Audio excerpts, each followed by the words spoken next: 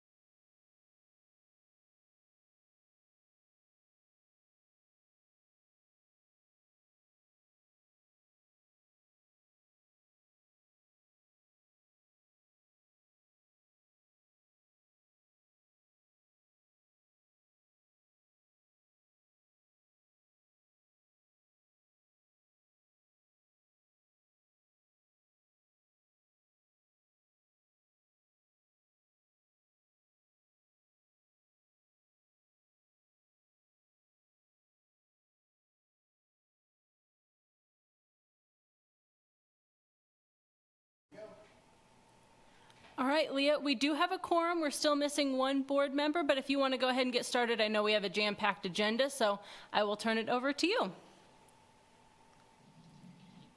Okay, good morning, everyone. Thank you for being here.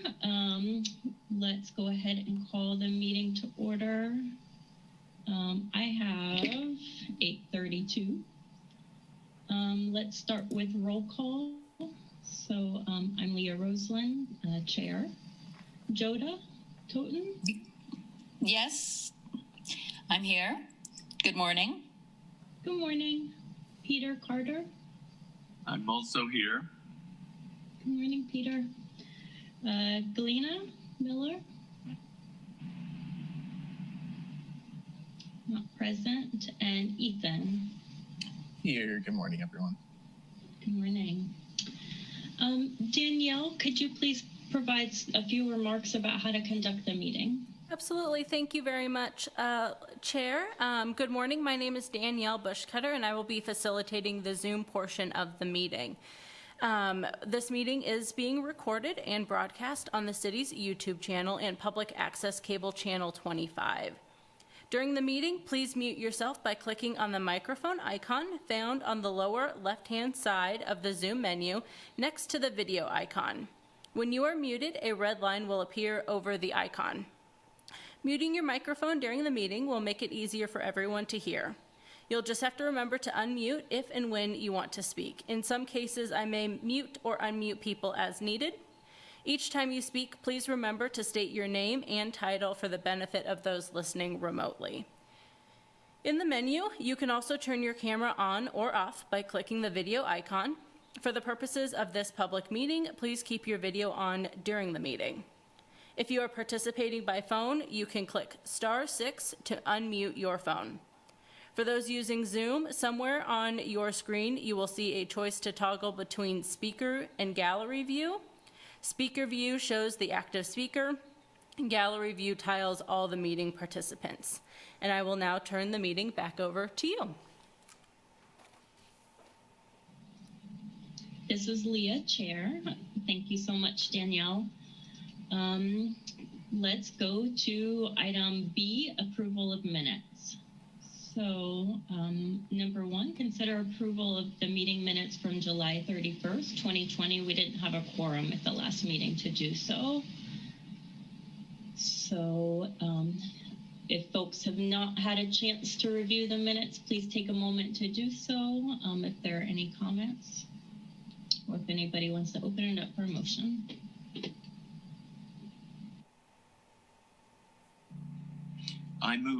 This is Peter Carter. I move we accept the minutes as posted.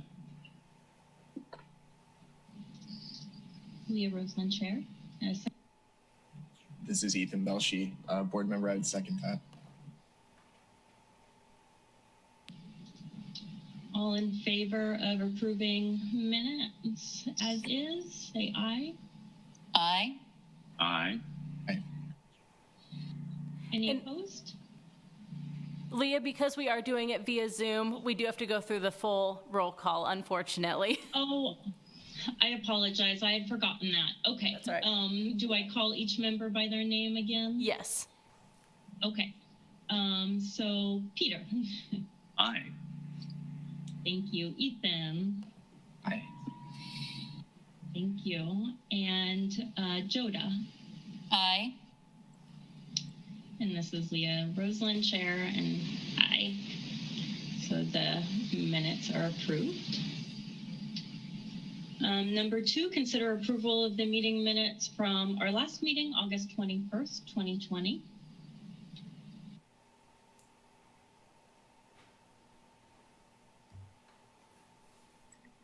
This is Joda Totten, and I move that we approve the minutes from our August meeting. Thank you, Joda. This Is there a is Peter second? Carter. I second. Thank you, Peter. So let's go through roll call. Ethan. Aye. Peter. Aye. Joda. Aye. This is Leah Roseland, Chair. Aye. So the minutes are approved. Let's go so at this point, Danielle, can we reconsider the agenda, the order of the agenda, or? Yes, you may. Yep. Thank you. So before we move forward, we do have a guest present today. Welcome, Megan. Megan's the Executive Director of the Willow Domestic Violence Center. Megan, would you like us to reconsider moving the public comment up in the agenda, or did you want to stay for the whole meeting? Oh, I would love it if I could just have my comment. Okay. So, Megan, do I need to ask for an official motion to revise the agenda? I'm sorry, Danielle.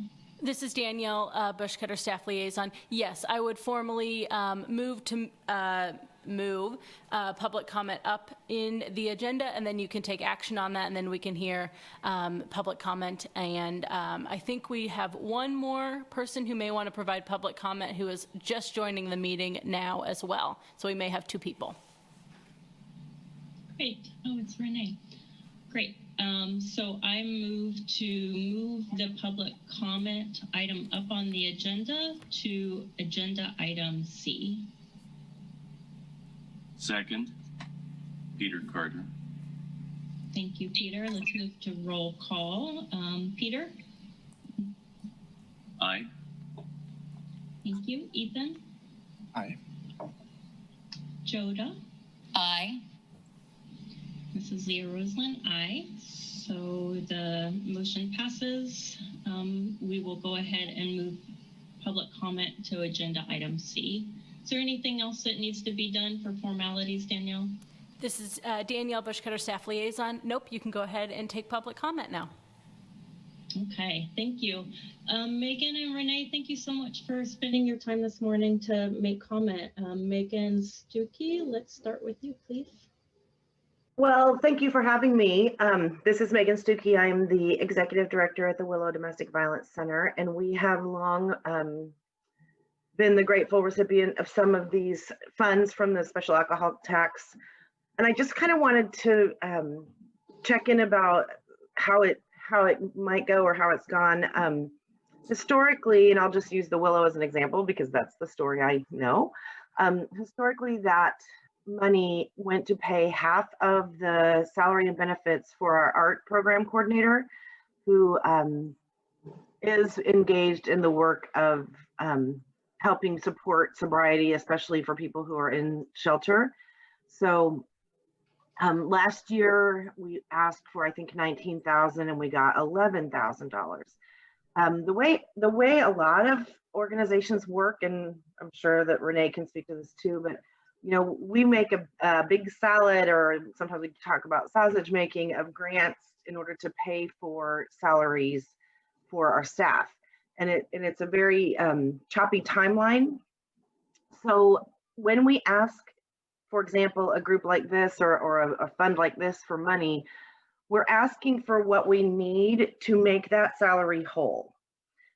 We may already have half the salary from another state or federal grant, or we've been promised that money. So, you know, we're plugging in the other piece. So if we ask, say, for $19,000, it's because that's really what we need in order to fully fund that staff person. And then like last year, we ended up with about $11,000, which left us with an $8,000 gap for that person. And there's really no mechanism to fill that gap. So my ask to you is not just for myself, but for everyone, that if you are considering an application, I would really strongly encourage you to consider either fully funding it or not funding it at all. Which I know it feels hard because there's so many worthy causes and many things that are asking for this small pot of money. So I mean, I think that goes to sort of, I think what you're planning to do, which is work on a kind of a priority agenda or a priority list for what kinds of things. Be super transparent with applicants about what will and will not get consideration from this board up front. So we don't even bother to ask or hope or count on any of that money, particularly if we've been historical recipients. So there's sort of an understanding that this has been the way we've funded that position for a long time.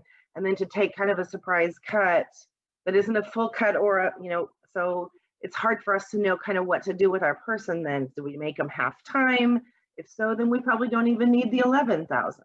If we make them full-time, we have to come up with a $10,000 gap, which in most of our budgets is not something really easy for us to do, particularly right now. So I really would just kind of request that you consider either making a model that fully funds a request, because we're not asking for more than we need. We promise you, that's our fidelity. We will not come to your group and say we need 25,000 if what we really need is 17. We're going to ask you for what we need to make our project whole. And if our project cannot be made whole, then we have to reconsider even having the project, because a funding gap really causes a lot of stress and problems. So that's really all I have. If you have questions for me, I'm happy to hear them or take emails. I can stick around. I just need to, know what you need from me at this point. This is Leah Roseland, Chair. Thank you so much, Megan. That was such a helpful comment to hear from you. Thank you so much for being here and providing that insight to the board. Do other members have questions or comments or feedback?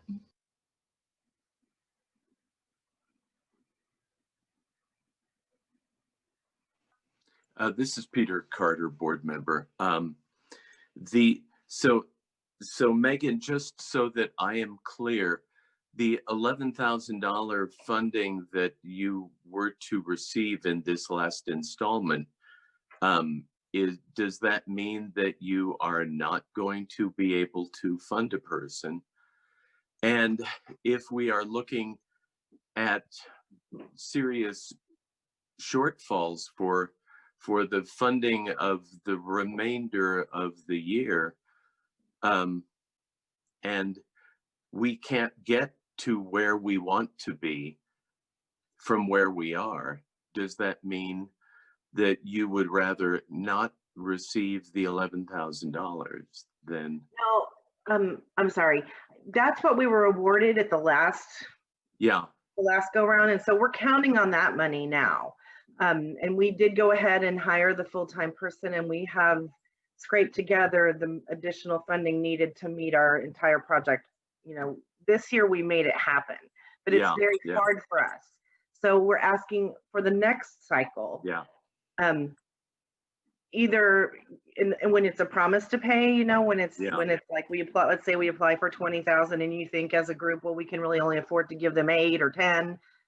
I would say at that point, we would, it sounds crazy, but no, it's we would very rather not, because then understandable. we can deal with our staffing on a real fully funded level. So we can say to that art program person, well, all we got was half-time funding from the other grant that pays half your salary. So this is going to have to be a half-time position, where if we get sort of in the middle somewhere, it puts us in a position to try to scramble to find that gap money, and that just takes it away from something else. Then our budget gets really messy. So I'm just kind of meaning going forward for the next funding year that we would ask, and I think most of my nonprofit friends would agree with me, that especially if they're asking to fund a position or a project that's got multiple pieces, you can't do a project with half the money.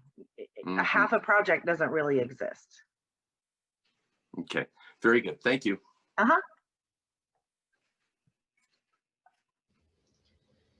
This is Leah Roseland, Chair.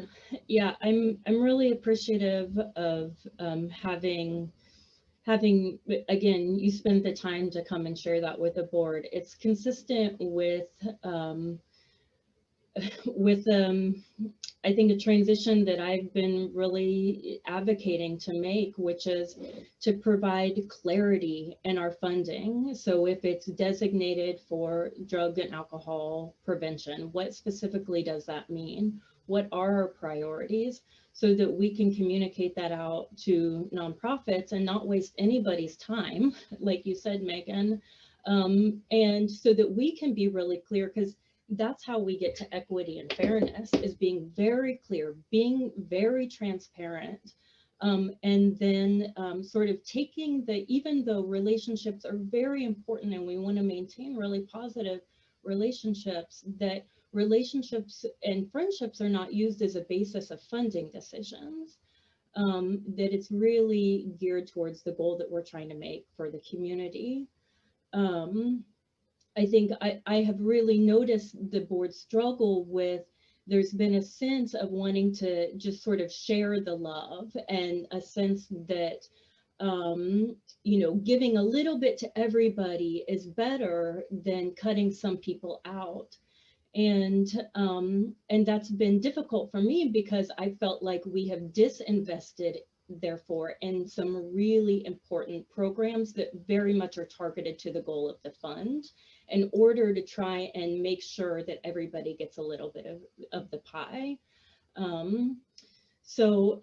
Again, I really appreciate you sharing from an ED perspective, from an organization that is a recipient of these funds and other funds. It really does make a difference, Megan, so thank you. I really appreciate you letting me come. I think these conversations are so important, and I think that having them, you know, with multiple stakeholders across multiple funders, you know, I'm sort of trying to be the cheerleader for this model everywhere. So you're one of many, but I do appreciate the opportunity. Thank you so much. You're such a fantastic leader in our community.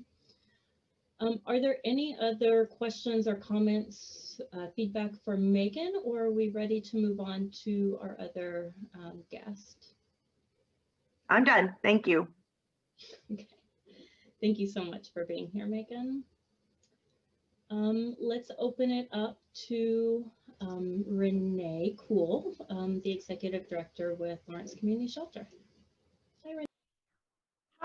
Hi everyone. Thanks for having me. I forgot to take my Yoda thing off, so that's gonna stay because now you've seen it. So anyways, Megan and Leah both made some really great points about policy and procedure. And wow, we could really talk for a long time about how to make policies and procedures for good, transparent, effective grant making, which is what you all are engaged in as this board. And Leah is really so experienced in that. And so Leah, I'm tracking right with what you're saying and your suggestions, and I think that those are really great goals. And I share Megan's perspective around having clarity and understanding that what it really takes to launch a program and a project and make it thrive. So those are good suggestions, and maybe I will just kind of step a little bit to the side of the policy and procedure piece and speak a little bit about how to achieve the goals and goal setting for your grant making, and kind of what I think is like effective and what's important to be funded. If the goal is to deal with the behavioral and health issues associated with substance use, then what's really essential is housing. And so I wanted to speak to, you know, housing as a foundation of effective strategies for addressing substance use in our communities. I've done a lot of educating in the community around housing first principles since I arrived at LCS a year ago. And of course, housing first is, there's a lot of media and talk about it, and there's a lot of misunderstanding about it. At its very core, it's an evidence-based and set of principles and practices that establish that housing is a prerequisite for stability in your behavioral health. So it's a prerequisite for good behavioral health, meaning if you're going to manage your mental health disability or condition, or if you're going to manage your substance use disorder, then we know that folks must have stable housing in order to achieve recovery. And so as you think about like how, I know you're establishing your procedure, but what you really should establish as a group, and you have an opportunity now to establish through making changes in your policy and procedure, is that housing is really an essential foundation of what we're supposed to accomplish as this group, according to what city commissions have asked us to accomplish with this fund. So addressing homelessness is just really, really important. At LCS, what we've tried to do over the last year is really increase and hone our focus on access to housing interventions and move more people into housing than we ever have in the past. Through Q3 of 2020, we've already increased our exits to permanent housing from the last year by 30%. That's because we view housing as a public health crisis. And so, yes, we provide shelter. Yes, we're one of the largest homeless shelters in the state, but we want to provide a pathway to permanent housing for every shelter bed that we offer. And for every guest who comes through our door, we view it as our job to connect them to a permanent housing intervention that's right for them. So everybody is different and everybody requires something different when they exit in order to remain stably housed. For most of our guests, what's really important is support. So if they're managing a behavioral health issue or a substance use disorder, they're going to need ongoing support tied to their housing, and they might need long-term rental assistance, short, medium, or long-term rental assistance. So they might need assistance paying their rent. And allowing people to linger in a shelter environment or an unsheltered environment or some other non-permanent housing situation, like living in their car or living in a hotel, what the evidence shows us, the Housing First evidence shows us, is that people in those situations cannot sustain recovery. Recovery very rarely can even be sustained in a shelter environment. It really has to be achieved from the position of housing. So as you consider priorities, I just wanted to share like what my priorities are. And so on the process side, I encourage you to just look at the evidence, talk to issue area experts about this stuff. And then, as Megan said, just decide what your approach and your priority is going to be. Us as nonprofit social services providers know how to grant write, and we know how to adapt to our funders' priorities, and we will do that. But we appreciate and so much when you also are in conversation with us about what we think will be effective in the community at resolving the issue that you're trying to address. So where substance use is concerned, housing is essential. And then, there's lots of other priorities that I think you should consider around like sexual assault prevention and things like that. And definitely domestic violence is so important and is a huge driver of homelessness in our community. So what Megan does is crucial. And homelessness, if it's being driven by DV, it's connected to substance use. And so there's a lot of ways that you could prioritize and look at this issue. But I just encourage you to set your priorities, make them really clear for us. And then, as Megan said, make sure that, through your process, what you fund makes it actually possible how you fund for us to do our job and to launch the projects and meet the outcomes and objectives that we outline that we say we're going to accomplish. So I hope that was clear. And if you guys have questions, happy to answer them. Thank you this is Leah Roseland, Chair. Thank you so much, Renee.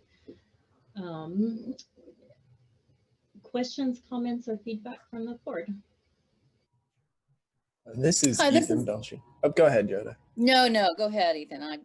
I was just going to say how much I appreciated it. It was very enlightening, but thank you. Yes, no, this is Ethan Mulch, and I was just going to echo that same sentiment. Thank you, Renee. I think it's important that the board consider some of the factors beyond just directly, providing a service or treatment to folks. So thank you for coming in. But maybe this is a question better suited for Danielle or Leah, but I was just wondering, because I'm still somewhat new to the board, has special alcohol funding dollars been used on housing programs in previous years, or would that be kind of a new initiative from this board? I can speak to, the Willow has gotten this funding for years, and it really supports our shelter, which is a piece of the housing continuum. So when someone leaves domestic violence, needs a place to stay, they come stay with us, and our staff, including the art program coordinator, who is the person who is partially funded through this fund, is that support system. So, and our goal, like Renee's, is to put every single person into permanent housing and then provide support afterwards, so they don't have to go back to their abuser to have a safe roof over their heads, or go be homeless, which is more vulnerable than ever. So yeah, I think that it has been something that's been done. I don't know if that was the mindset around it necessarily, but it's certainly, we certainly have been recipients of that money, and it has worked in that way. So I would say yes, but I'm not sure it was the priority, a defined priority. So Renee, your comment integrates really well with a concept that I wanted to present to the board. Or it's not a new concept. I just wanted to provide some information to the board on the concepts of primary, secondary, tertiary prevention models and sort of upstream solutions and what we mean by that. And I guess just ensure that the board understands sort of the primary prevention, even when we're talking about drug and alcohol, primary prevention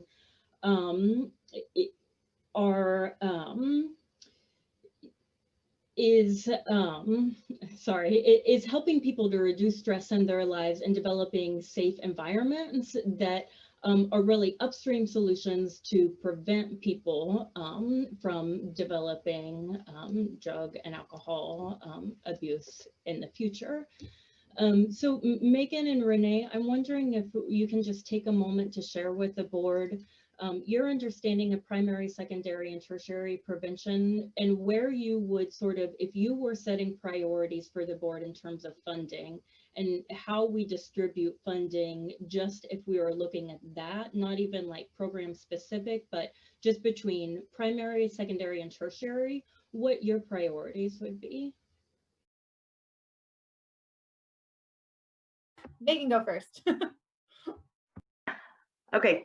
I think that's really hard. I mean, and in my work, they sort of end up in a soup together often. You know, I may have a client who is at risk to become dependent on a substance, but you know, and often in DV, abusers use substances to control and manipulate their partners. So you know, we may have someone who leaves a dangerous situation and reports to us that their partner was trying to get them to partake, or, and this goes to human trafficking, it's complicated and messy.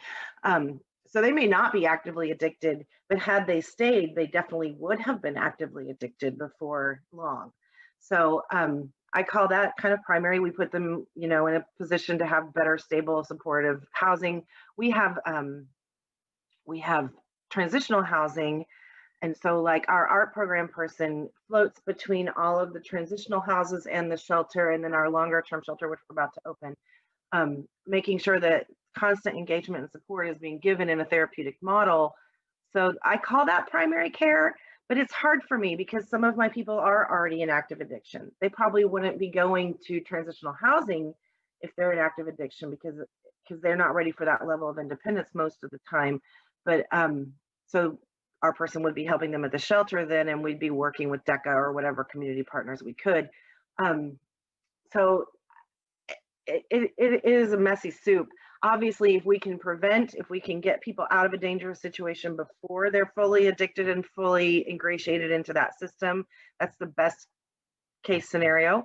But the thing is that there's plenty of people who already are, and that bleeding has to be stopped. So we hope that our model does both at the same time in many ways. So I don't know for your priorities. I think what you want to look at is impact. You know, I think the big thing to look at is what programs can we fund that are having real and meaningful impact. So no matter what they're doing, what their piece of the puzzle is, if it's really impactful and it's helping a certain number of people in a very real and long-term way, that would be a priority to me. Thank you, Megan. Renee, do you have some thoughts? Yeah, I think for where we sit in the continuum of prevention is around preventing chronic homelessness. Chronic homelessness is something that perpetuates behavioral health disorders, and people fall into a cycle in which their behavioral health condition is perpetuating their homelessness, and then their homelessness is perpetuating their behavioral health condition, whether it's substance use disorder or a mental health issue. Usually at the point at which people are chronically homeless, now they're dual diagnosis. They're disabled by substance use disorder and they're disabled by a mental health condition. So right now the shelter doesn't do homelessness prevention. So we're not in a role where we're preventing first-time homelessness, but where we are very important is in preventing people who become homeless for the first time from becoming homeless again. So we want to rapidly address their homelessness and prevent them from experiencing sustained homelessness for a period of many months, usually a year or longer, or from experiencing homelessness more than once in their life. Homelessness in a community, if we shouldn't allow it to happen, but if it does happen, it should be rare, it should be brief, and it should be one time. And that is the best thing for supporting a healthy community, both in terms of people's health outcomes and quality of life outcomes, in terms of achieving good childhood development outcomes, and then also for supporting people who are in recovery. We don't want people who are dealing with substance use disorder or other behavioral health conditions to experience repeated instances of homelessness or sustained instances of homelessness. So our goal when people come into the shelter is to try to get them housed in 90 days. Our ability to do that is really dependent on, do we have access to the supportive services that people need in the community so that they can stabilize and exit? And do we have access to the rental interventions and the housing interventions that provide things like rental assistance to people, like security deposits, access to housing navigation services, like connecting people to landlords or to the housing authority, filling out rental applications, all of that stuff. That's housing navigation. Do we have access to social workers who do that work, and to the rental assistance that we need to help people rapidly exit the shelter? What we see a lot is with people with substance use disorder, especially if they're coming off the street or from a really difficult situation, it might be a lot of times it is a DV situation that people are leaving and then they're coming into the shelter. We see them stabilize for a little bit, for like a few days or a couple weeks, but then the longer that they're in the shelter, they decompensate and their substance use disorder reemerges. And so what we want to do is get people in the shelter short term. When you experience that initial stabilization, great, let's move you into housing before you decompensate with your substance use disorder really quickly. So those are our goals, and we have a high rate of recidivism in the shelter right now. In 2019, 35% of the people we served had previously stayed in the shelter in 2017 or 2018. So that's not even just like all time a recidivism rate, that's just in the previous 2 years. So that's really high. I mean, I have to tell you, like across the nation, that's not a good rate of recidivism. What that shows is that either we're not providing long enough term support, or we're not providing the right kind or amount of support for people once they leave, and so they're not sustaining their housing when they exit, or they're coming back, or they're exiting to street homelessness and then coming back into the shelter on like a seasonal basis. So that is kind of how chronic homelessness happens and occurs, and then chronic homelessness is what can really entrench someone's substance use disorder and make it really difficult to recover at all. So in terms of like lethal substance use disorder, chronic homelessness is something that's connected to that. And yeah, let me just stop there. So questions, let me know.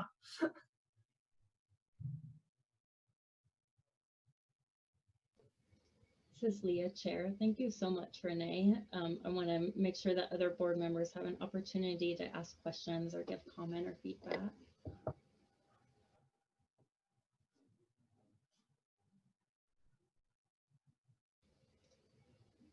This is Leah, Chair again. That was just incredibly helpful, both of you, and helping us really get further clarity, helping us understand the needs of our community, helping us understand a housing first model and how that really is a component of primary prevention of drug and alcohol abuse. It's just really meaningful that you both spent time sharing your thoughts and opinions and good feedback with us. It really does make a difference. We will take it into deep consideration. Are there any other comments before we close public comment? Okay. Well, Megan and Renee, thank you both so much for the amazing work you do for our community every day. You are out there on the front lines, changing lives and making a better Lawrence and Douglas County for every single one of us. And we are so in debt and in gratitude to both of you. So thank you for your work. Okay, let's get back to the agenda items of, let's see, action, approve 2021 application for special alcohol funding. Danielle, can you please give some context for this? Yes, absolutely. Danielle Bushcutter, staff liaison. I do have a brief PowerPoint presentation that I will try to get through quickly, but this has been a bit of a long journey that we have been on to really talk about this upcoming application for funding. So I know we have a few people who are watching this remotely, and so I kind of wanted to take a bit of a step back and talk about, the background, kind of how we got to this point, some of the changes that have already been discussed with you all, kind of moving from the 2020 application into this new, what I'm referring to as a base application. And then we had a few board members who made additional suggestions for some changes to that kind of new base application that we talked about at our last meeting. And then I have a couple kind of policy questions for you all to consider at the end of this as well that may impact some of the public comment that we have already received today, but also some changes that may need to be reflected in the application moving forward. So I will try to go through this as quickly as I can so that we can really get into the discussion, and I know we still have a couple more agenda items after this. So we could have started this background way back in 2017 with the adoption of the strategic plan, but we really started with the action related to this particular board. And in October of 2019, the City Commission renamed what was formerly the Social Service Funding Advisory Board to the Special Alcohol Funding Advisory Board. And with this change, there was obviously the change in name, but there was also the change in scope, so that this board can really spend all of their time, all of your time, focusing on that special alcohol funding and removing those general fund recommendations from the purview of this board to staff for 2021 and presumably moving forward until if there were to be some change with that.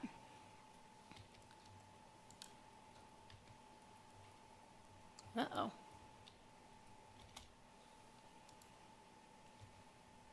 And I am unable to get this to move. All right, let me stop sharing quick and reshare and see if that does it. And if not, you may just have to follow along in your packets. So I apologize for that.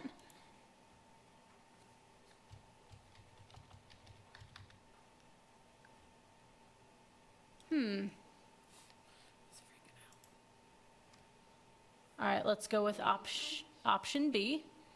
We can be adaptable. Okay, so we'll just do it in the actual agenda packet. So close your eyes. I'm going to scroll through a lot of things really quickly.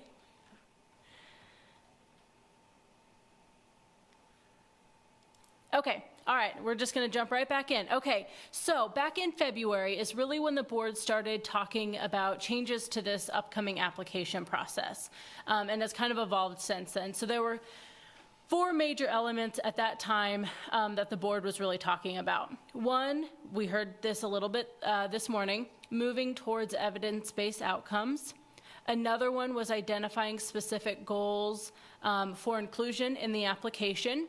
Another is asking applicants to actually present their request to the board, which wasn't really feasible when you were looking at 40 applications, but now maybe. And then also a little bit of discussion about, do you want to take that one step further and actually ask applicants to host on-site visits for a board member or 2 throughout this process or at some point throughout the year. Then back in July, we presented some kind of other applications that other agencies, other cities use in the state of Kansas. And we talked about making some of the following improvements. One was just improving the formatting and making it look a little bit easier. It's a little bit easier to read. Another one is providing better, again, definitions about the funding categories, adding questions about equity, and then including questions to really help establish that logic model, even if we didn't go to the full logic model process. So back in August, we kind of presented this, what I'm referring to as this base 2021 application. There was no quorum at that meeting, so no action could be taken.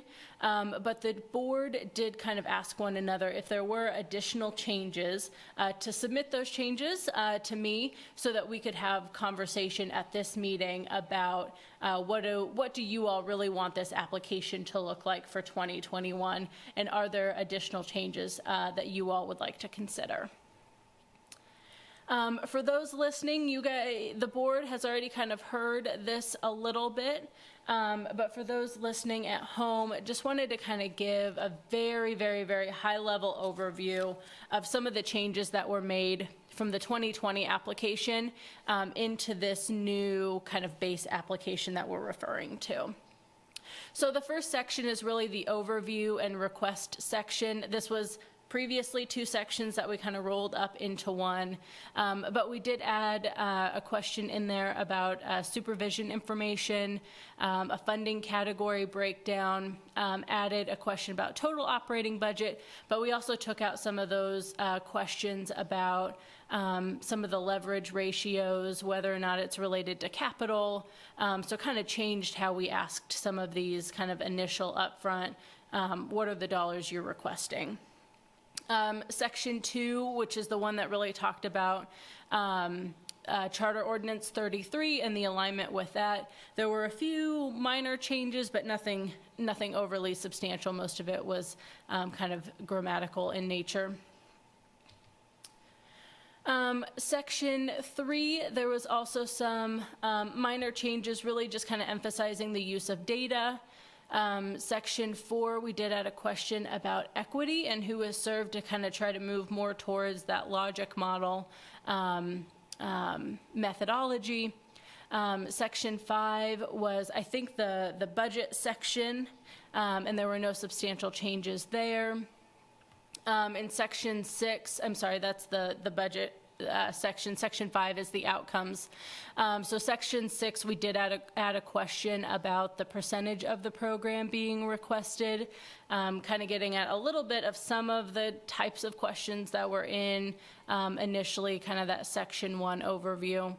And then Section 7, there were no substantial changes. We did, however, add that signature page, just verifying that all the information in the application is accurate to the best of the knowledge at the time that the agencies are submitting those. So that is a change as well. Okay, so the 2021 application, this is really where I want to spend a bulk of the time, and we did have a couple board members submit some proposed changes, so I will try to do my very best to kind of highlight those and summarize them, but please feel free to jump in and add additional information about that if I do miss anything, which I probably will at some point in the overview. So the way that I kind of structured these is on the left side of the screen, you will see the new kind of base application, and then on the right side of the screen, you'll see the recommended changes. So that's kind of how this next portion of the presentation is structured. So here is a good example. So this is section 1 of the new application, and there was a recommendation from one of our board members to actually eliminate that final question about the total operating budget for 2020,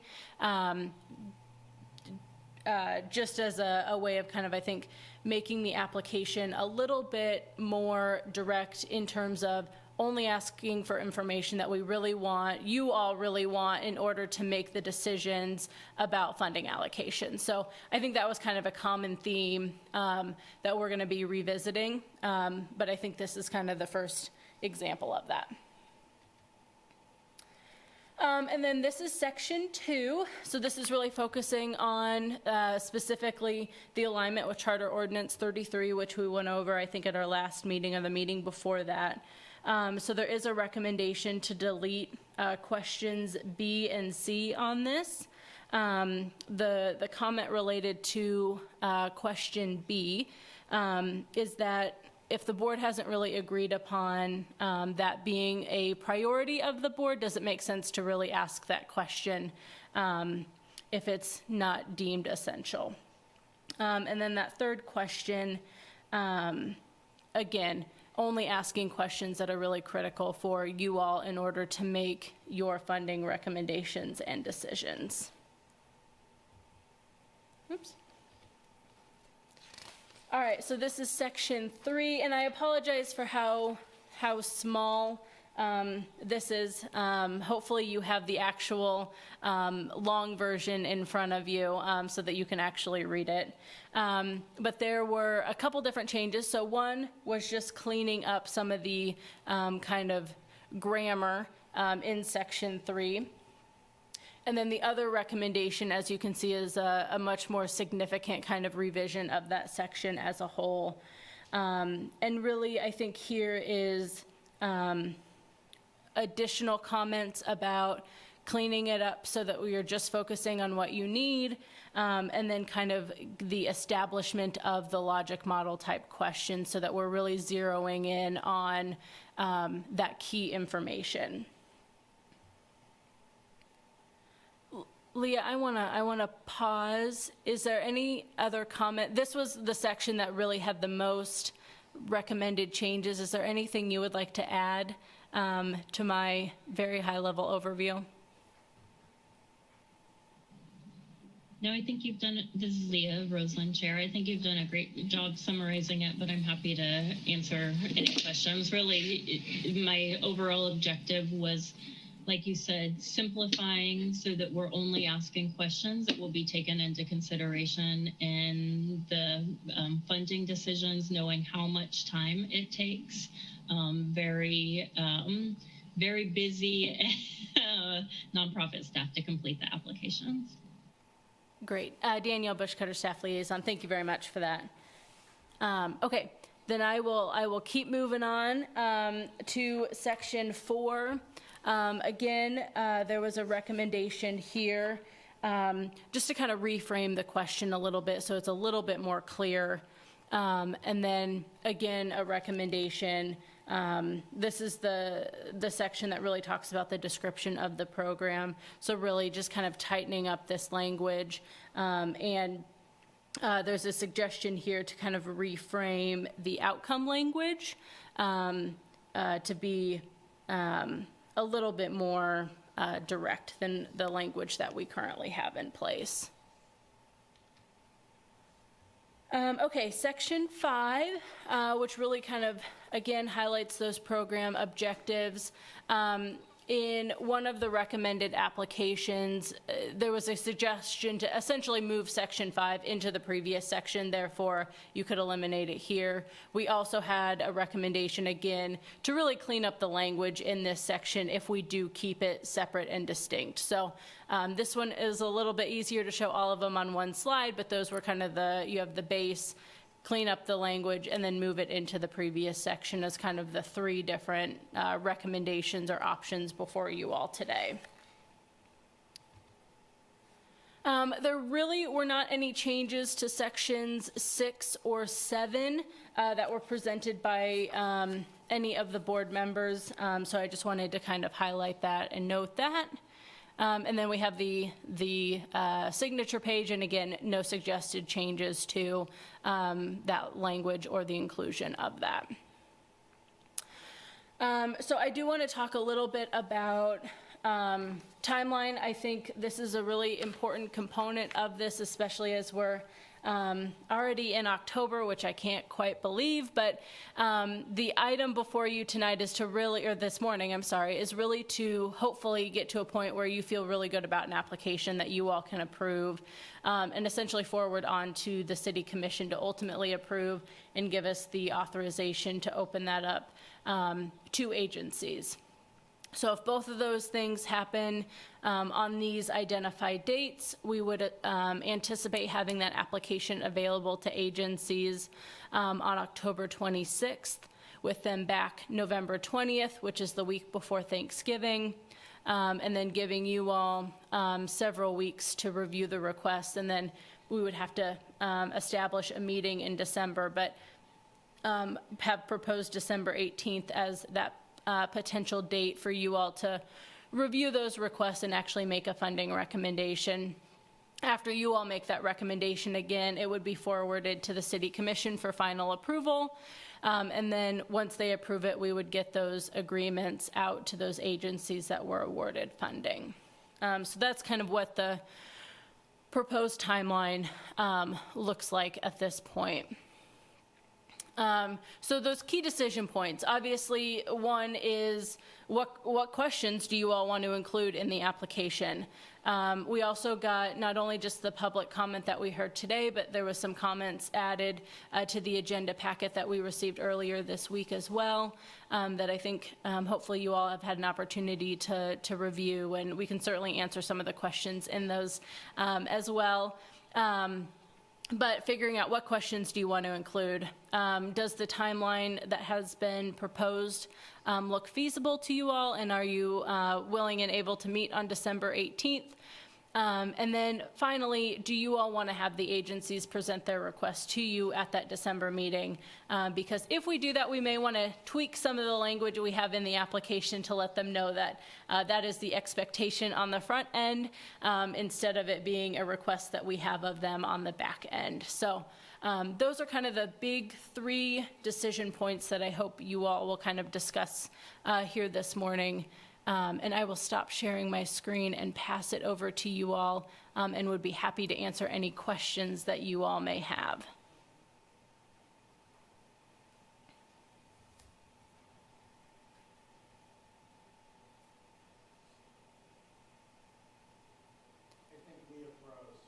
And this is Danielle Bushcutter, staff liaison. I think Leah is either frozen or getting some questions from her daughter. So I don't want that to hold up the board's conversation. So I can start by trying to answer some of the questions that we received in those online communications.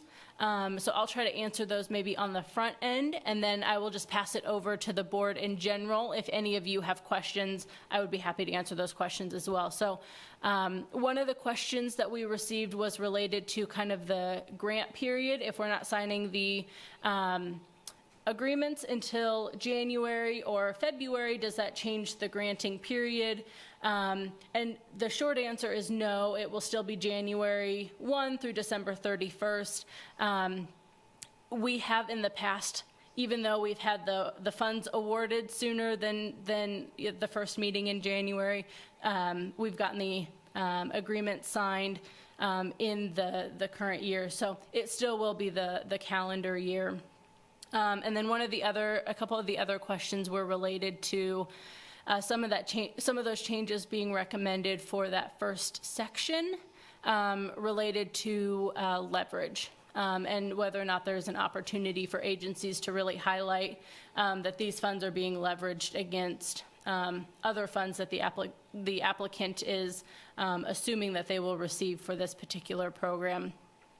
So that was one of the questions that was removed kind of from that first section, and is something that if you all would like to make sure that we have in the application, I think that budget section would be a really appropriate place to kind of add those questions back in. But there isn't currently that specific question in the application, although there's an opportunity to do a little bit of explanation. It's not explicitly asked of applicants currently. So those are the questions that I saw that we received in those online written communications.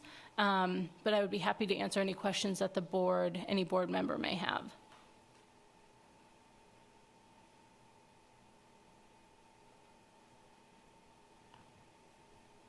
Danielle, I didn't want to report. Leah texted and said she was having some technical difficulties at home, but she's trying to get her computer restarted and join us back. So Awesome. Okay. I'll report that. Thank you. Danielle, this is Peter Carter, board member. The purple suggested changes that eliminated so many of the questions that seemed like normal questions to me. From the standpoint of staff, can you tell us, were those questions superfluous, or were they counter to priorities? Because, or was the issue primarily that to ask agencies as few questions as possible to eat as little of their time as we can? Danielle Bushcutter, staff liaison. I think that was the intent. From a staff perspective, I would say this is really your application. What you want and what you find valuable is what should be in the application.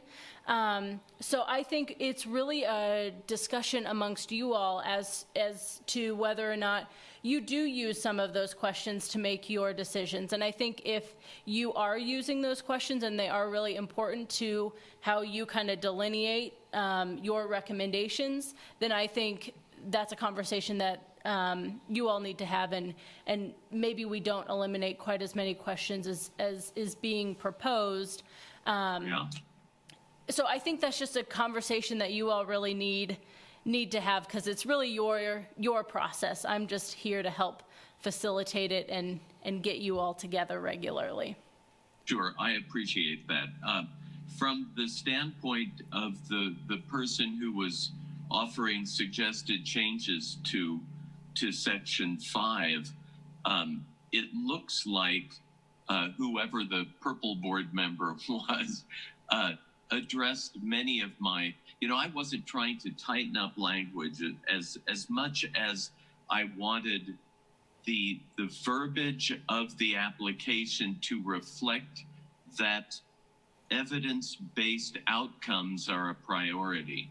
And so the rephrasing of that Section 5 was to point us specifically in the direction of away from the sort of evidence that where an agency would say, we're really good at digging holes because we bought a bunch of shovels.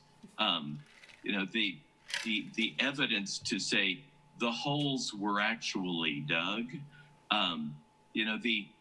So I'm very willing to accept other alternatives, like eliminating that section and moving it up as Leah appears to have done. That's also very acceptable to me as an alternative means of addressing the evidence-based, the logic model issue. So for whatever help that is, I'm happy to allow my suggestions be rolled into the the purple changes, I'll step back and let someone else talk. This is Ethan Belshie, and I kind of like the idea of that approach of kind of combining these two suggestions together, because I do agree it's important to kind of highlight the importance and the emphasis that we're placing on evidence-based programs and outcomes, and making sure that applicants understand that.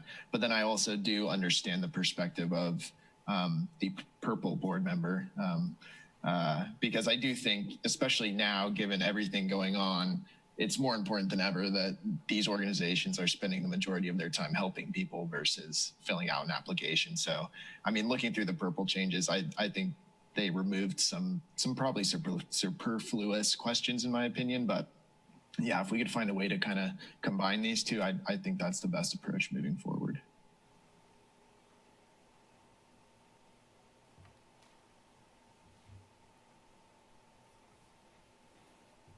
This is Danielle Bushcutter, staff liaison. When I'm going to follow up with both of you a little bit on those comments. I think that's incredibly helpful. When you're talking about combining them, I'm trying to think at it. I'm trying to think of it from a perspective of what do we want to use as our base application, and then make changes based on that, so that you all know exactly what you are ultimately going to recommend, and then I can go in and make changes as needed before getting it to the city commission. Am I hearing it correctly that we want to use the purple board member as the base application and then make adjustments from that perspective? I'm seeing thumbs up, no head nods. Okay. I think that's helpful. So let's start kind of from that perspective. So I know, Peter, you mentioned maybe a couple of the questions that have been eliminated maybe were questions that you did refer to quite a bit in terms of your recommendations, potentially. So do we want to kind of start with that application and then kind of go through maybe section by section? Would that be helpful for you all to kind of talk through maybe what we want to keep versus what we want to maybe switch up a little bit? Okay, great. Then I'm going to go ahead and share my screen once again. And hopefully Leah will be able to join us again.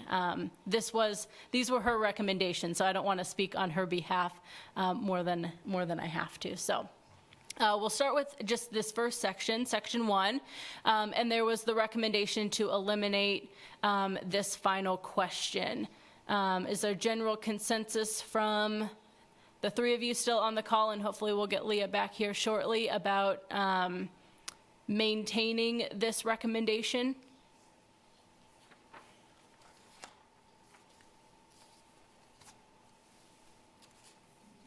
This is Ethan. I would maintain, yeah, I think we should keep that recommendation. This is Joda Totten, board member, and I agree. I think we should keep that recommendation. Okay. In the interest of clarity, this is Peter Carter, board member. I am assuming that keeping the recommendation means eliminating the question. Yes, okay. Then I would agree. Great. All right, Danielle Bushcutter, staff liaison. I will try to frame that better. I agree, that's a little confusing. Okay, so moving on to section 2. There are 2 recommendations here to eliminate questions B and C, and you can kind of see the comments here. Let me make that a little bit bigger.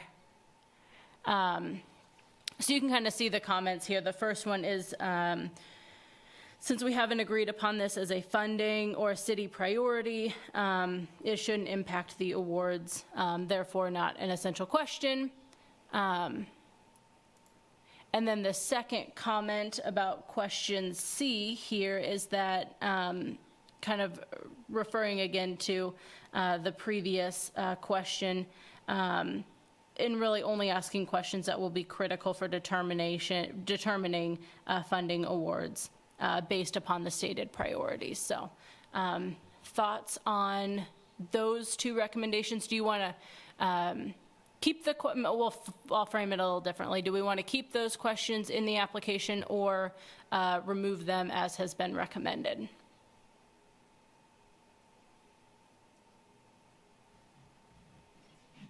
This is Joda Totten, board member. I think they should be removed.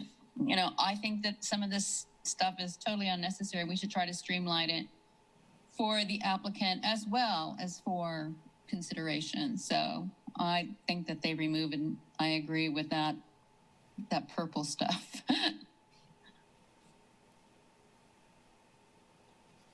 This is Ethan. I'm of the same mind as Joda. I think they're fine to remove, and I think I point out if the board hasn't identified these things as goals or priorities, then I don't think there's any reason to include them.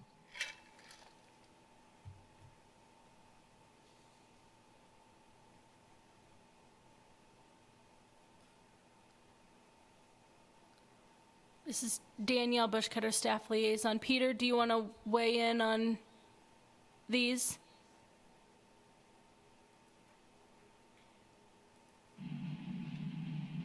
Yeah, this is Peter Carter, board member. Sorry, it's fun dealing with my iPhone. If you see my hand in front of the screen, it's only because it's a little machine. If the other board members are wanting to, these are some questions where I'm interested in what the agencies would have to say, since we are the alcohol special alcohol funding advisory board, and whether this is explicitly part of our priority list, it's certainly of interest to me. So I'm reluctant to lose these, but I'm happy to go along with the majority. It's useful information to me. So there. What's that? This is Ethan, and I guess I would just ask the question. I thought I did. Do you think that the answers to those questions would potentially impact your opinion or decision on potentially funding an organization? Because I think that's what the purple person was trying to get down to, is like, are these questions, do we need this information to really make that decision? This is Peter. Ethan, that is the heart of the discussion. It really is. And so, what in reading through these applications, what I'm looking for is an understanding of the agency and what it is they are trying to accomplish, and the long-term solution is more interesting to me than a short-term solution. So yeah, if they gave an answer that helped me understand that their priority was a long-term solution to a chronic problem, then I would absolutely be influenced in my vote. So, it's the sort of information that I would hope, if we don't have a specific question in the application, that the agency would be able to communicate to us somehow that they have a long-term solution to what is clearly a chronic problem. This is Ethan. Thank you for that, Peter. And I've been kind of thinking about that same question. I think of, is there an opportunity for them to answer this question another way? So where my mind went was like, if we do end up asking applicants to present to us, is this the type of information that would be helpful in those presentations versus in, the application itself? And I'm open either way. I mean, if you really feel strongly about keeping these questions in, I could go either way on it at the end of the day. I think that's fine. But I do just wonder if there would be other opportunities, like at the presentation or something like that. Members, this is Casey Toomey, Assistant City Manager, and Leah and I have been texting back and forth about her technical difficulties. I was going to ask if we could take maybe a 5-minute recess just to give her a chance to try to get things worked out. She really wants to be able to participate in the discussion and comment, and is trying to get things aligned. So if you wouldn't mind, if we could just, it's 9:41 right now, if we could just take a short break and reconvene at, oh, just turned to 9:42, so let's say at 9:48 or 9:40. I'm bad at math, help me. Let's do 9:48, that's fine. That, you might have a little extra time, but that's okay. All right, thanks, everybody.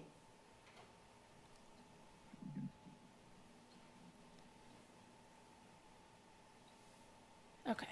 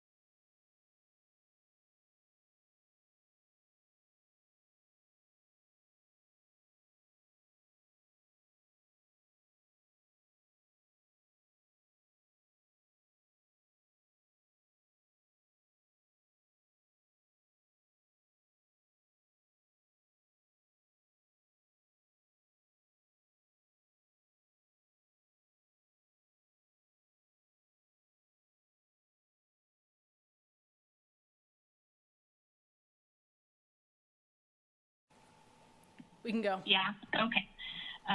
This is Leah Roseland, Chair.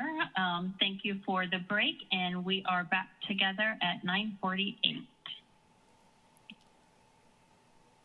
All right, this is Danielle Bushcutter, Staff Liaison. So glad to have you back, Leah. We were just talking about section number... Do a roll call vote again, just Oh, okay. everybody's back. Okay, yes. Leah, would you mind doing a roll call vote just to make sure that we have everybody? Oh, yes, thank you. So this is Leah Roseland, Chair. Let's come back with a roll call. So Peter. Here. And Joda. Here. Ethan. Here. And that's all of us. Leah, I'm here. Awesome. Danielle Bushcutter, Staff Liaison. Thank you very much for doing that. Okay, so we'll just jump right back into it. We're talking about section 2 of the application and having some discussion about Leah using your application kind of as our base, and then talking about whether or not we want to move forward with all of the recommendations or some of them.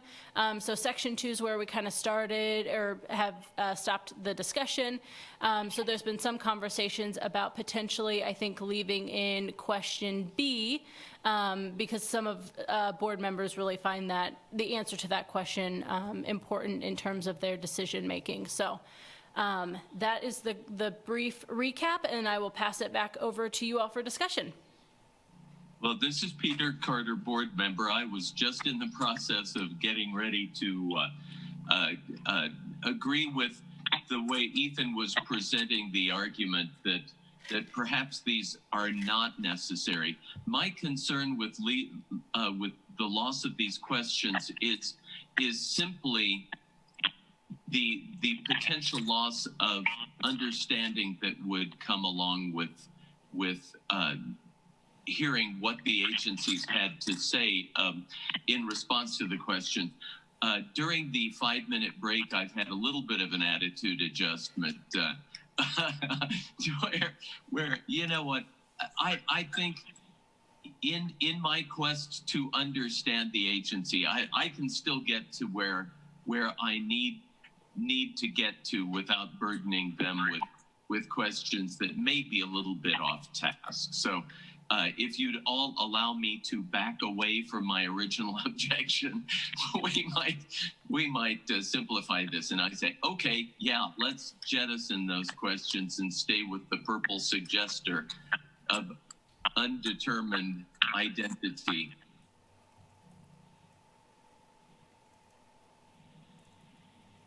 This is Leah Roseland, Chair. Thank you for your comment, Peter. So what I'm hearing is that before the break, you were leaning towards keeping that, and now you're in favor of going ahead and removing question B in section 2. Thank you, Peter. Is everyone else in favor of removing that? Or is there any other discussion about that item, I should say? Okay. I'm not sure if we want to go question by question or what the process was while I was away, so I don't want to change what had been started. This is Danielle Bushcutter, and I Staff Liaison, and I just realized I was sharing my screen and kind of walking through section by section. So if you all are still all right with that methodology, then we'll just jump in to section 3. So again, this is one of the sections that had a little bit more in terms of recommended changes. So I think this may be a good idea. Let's just focus on what's on the screen here, and then we can kind of get into the final question. So we'll just focus on A and B. So these are the proposed changes that are being recommended.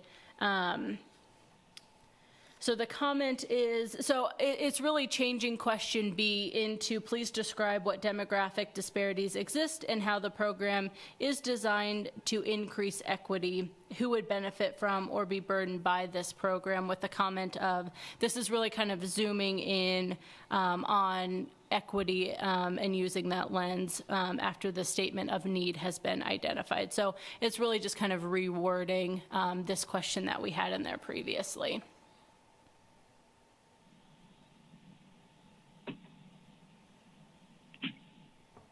So it's a bit of a shift up in moving what was previously question B into A, and then highlighting the equity question, which was subsequent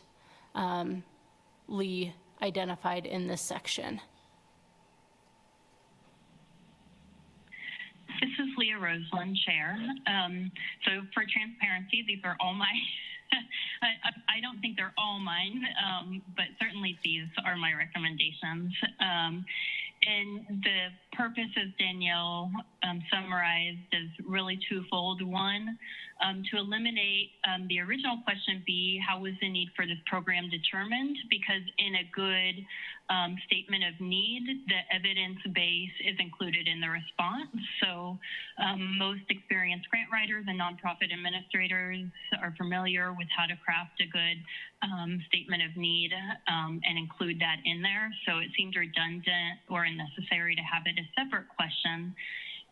But immediately after thinking about what the need is, to really zoom in, as Danielle said, and using an equity lens, I think is a mental model going from, okay, how does this need exist in our community to, and then where are the disparities existing and who is suffering or who is this impacting disproportionately, and how are we designing our program so that the people who need our help the most are getting it? Are there any other questions or comments or feedback about that? This is Ethan. I would just say that I agree with the changes that were made, and I appreciate especially the language in question B in this section. I think that's some really strong language that will get at the answers that we're really looking for in terms of equity. So I'm all on board with these changes. Thank you, Ethan. Peter and Joda, what are your thoughts? This is Peter, board member. I would agree. Yeah, I like it all. It's Joda, board member, and I also agree. I think they feed into each other smoothly and would actually give us some, different information about outcomes or potential outcomes. So, yeah, I'm on board. Thank you all. This is Chair. So, Danielle, it sounds like the board is in agreement about changes at least to A and B. This is Danielle Bushcutter, staff liaison, and I don't want to completely dismiss. Apologies, I skipped over question C. So again, this was a recommendation to eliminate this question. And the comment was related to essentially every agency saying, yes, we have the capacity to do what it is we're asking you all to fund. So is that really giving you all any valuable information if the answer for everyone is essentially, yes, we can do it. So that was the comment. We did address the removal of question D in our previous discussion. So if you all are okay with the removal of question C, we can move on to the next section. But I want to make sure that I hear at least general consent or head nods or something from you all before we move on.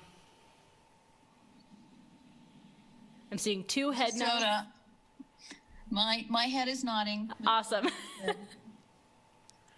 All right, then we will go ahead and move on to section 4, which is the statement of, is the description of the program. Sorry, I have too many different things I'm trying to look at here at once. I should help you. Oh, that's right. Okay, so there is some suggested changes in terms of some of the kind of verbiage here in question A, just to, again, be a little bit more direct, a little bit more pointed, and clean up the language I think that we've kind of had in here for a number of years at this point. And then we'll just focus on kind of A, B, and C, and then we can kind of get to these other questions. And then there's a recommendation to remove question B, which is related to the equity question that we just addressed. So let's start with maybe the minor changes in A, and then maybe we can kind of get to the outputs and the outcomes all in the same discussion, because I think that'll be related. So are you all comfortable with the kind of language cleanup here in section 4 as it's been proposed?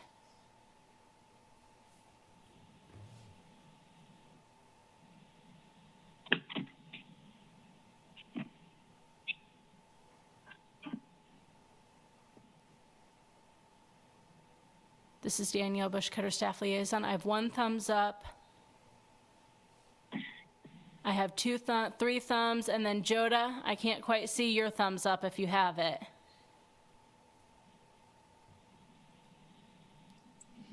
Well, I gave you a thumbs up, but I don't know if this thing works or not. So, I'm still trying to figure Zoom out. This is Danielle Bushcutter, Staff Liaison. I can certainly understand that. So I appreciate the 4 thumbs up. So we will move on to kind of this outputs, outcomes discussion. So this is really, I think, Leah added kind of the outputs and then added kind of those 2 subsequent questions. One is how many unduplicated clients will be served, adding the unduplicated component of that. And then please list any other output goals, such as, number of presentations that are delivered, number of medications provided, those sorts of kind of output metrics.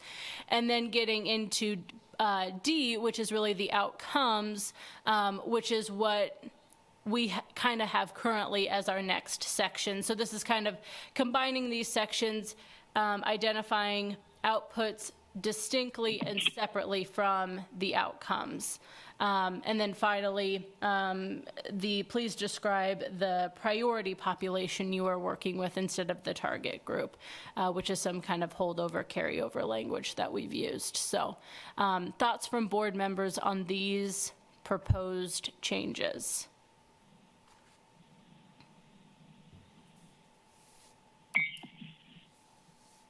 This is Leah Roseland, Chair.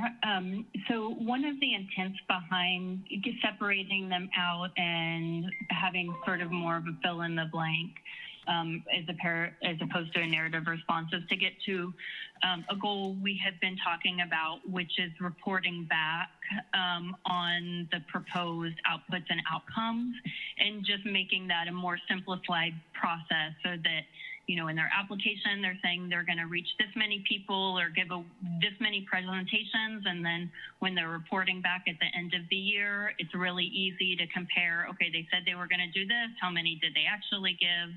And just bring some clarity to those questions in my mind.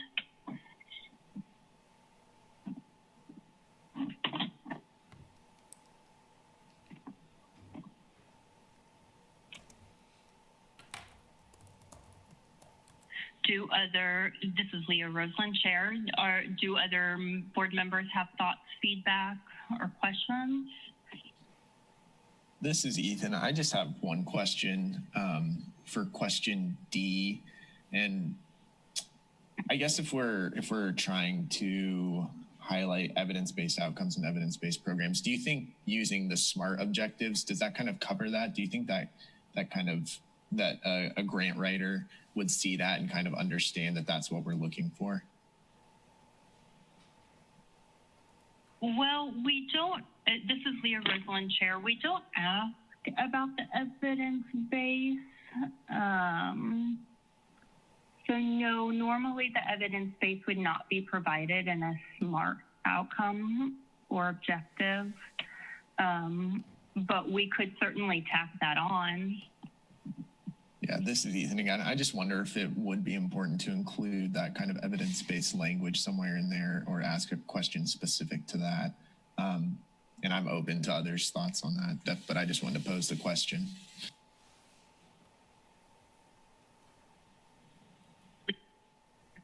for that recommendation, Ethan. In my mind, that would make the most sense in terms of flow when we're asking them to describe their programs and services. So perhaps within that same question, it's describe your program and services and what is the evidence base in terms of its ability to achieve the outcomes, or add a separate question. What are others' thoughts about that?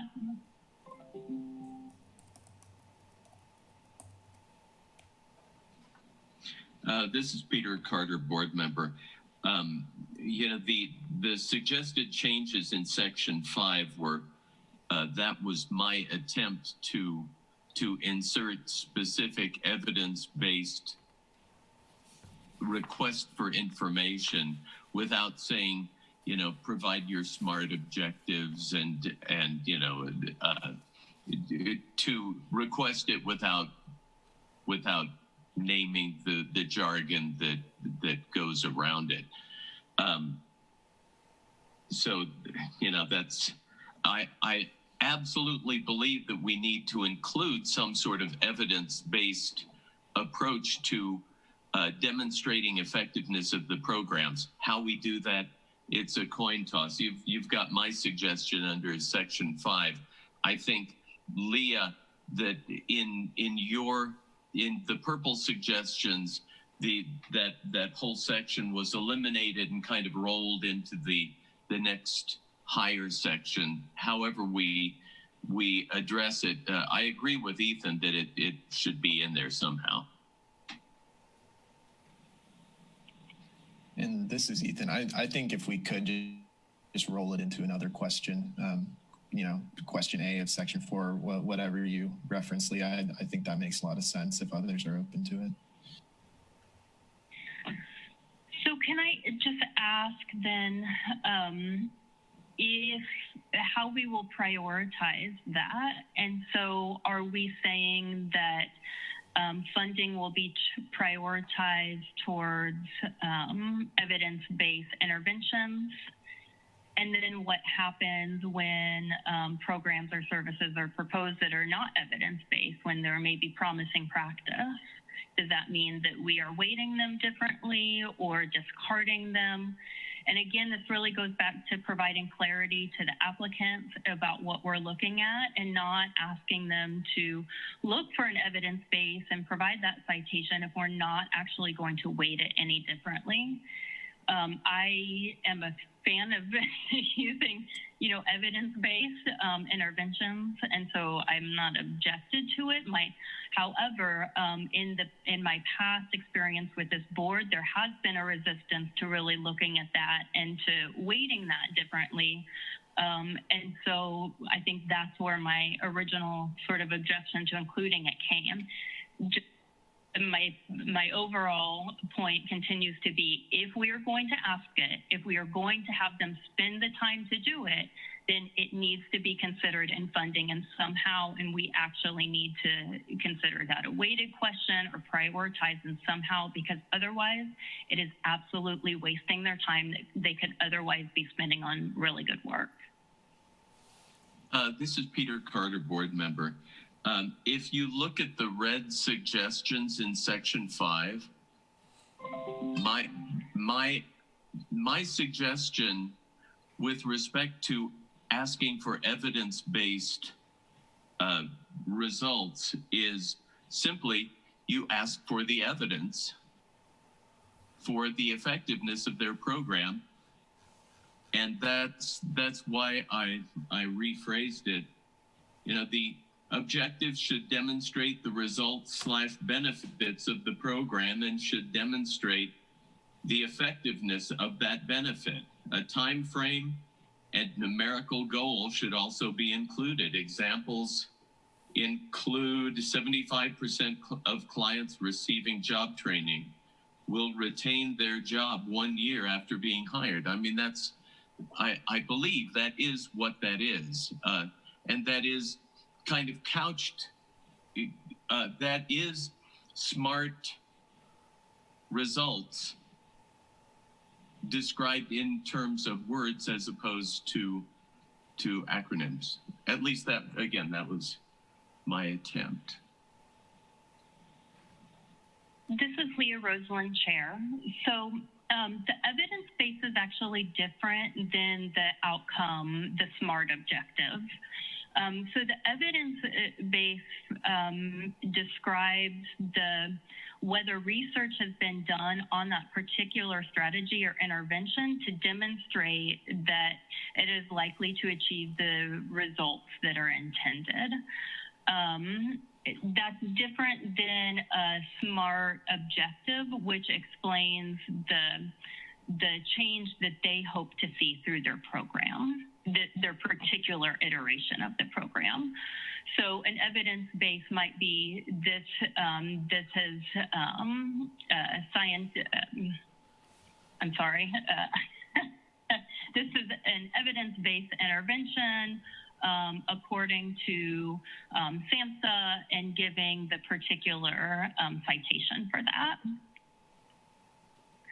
So those are would be two separate questions. They're not mutually exclusive. Okay, this is Peter. Thank you for that clarification. I appreciate it. Yeah. And this is Ethan. I guess getting back to the conversation about philosophically, do we want to prioritize evidence-based programs? I would say personally, I would be open to making that a priority and making that something that we would want to weigh a little bit heavier, especially if we're considering the potential for, reduced resources available in this fund. I think that the dollars in the fund should be going to the things that we know or that science numbers research can show are effective, so that we know that, we're getting the most bang for our buck and that these dollars are, we're really helping people with them. That's just my personal philosophy. If the board doesn't agree with that, no harm done, but I did just want to put that out there. Thank you. This is Leah, Chair. I absolutely agree with you. I think that we are being the most ethical and effective stewards of tax dollar and payer funds by prioritizing evidence-based solutions and interventions. And that also is consistent with the letter that we got from Sandra Dixon, who presented to the board last week, and really encouraging the board to prioritize those.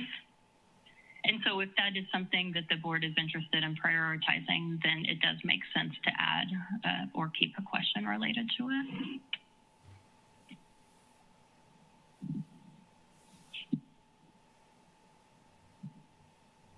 Joda, what are your thoughts? We haven't heard from you yet. Well, I was processing all of this. I will note that my experience with writing grant applications is non-existent. So I don't really know how much work. I would assume a lot of work goes into it. That being said, I appreciate, particularly this year, there won't be as much money available. And I think there needs to be a lot of emphasis put on evidence-based, because there won't be as much money, and we do need to be good stewards of our dollars, our taxpayer dollars. So I vote to keep evidence. I like that idea of seeing how these dollars are actually being spent and seeing a result. So that's my 2 cents.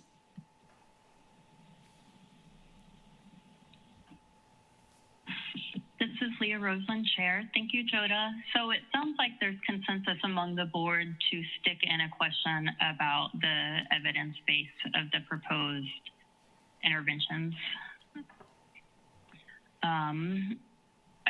I'm not sure if anybody has any strong feelings about where that goes. I think Section 4 makes sense, but.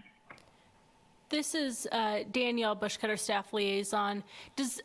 I would be curious from you all, does it make sense to have question A read, provide a brief description of the program, services, and activities using an evidence-based model?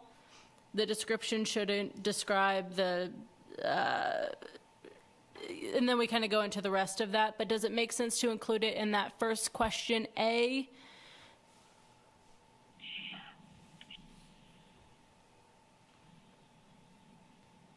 I'm seeing a thumbs up. General head nods. Okay, Peter, we got a thumbs up. Ethan, we got a thumbs up. Joda gave a thumbs up. Okay, good. Joda gave a thumbs up. All right, so we got 4 thumbs up. So I'm going to read that in its entirety just to make sure that we have that clear, so that when we make when somebody makes a motion, we can include this. So Section 4, question A will read, provide a brief description of the programs, services, and activities using an evidence-based model. The description should describe as specifically as possible the interaction that will take place between the provider and the user of the service. All right, awesome. Okay, so I think that then, are there any other comments about the outcomes being kind of moved up into Section 4, or are you all comfortable with what is being proposed here in this version of the application?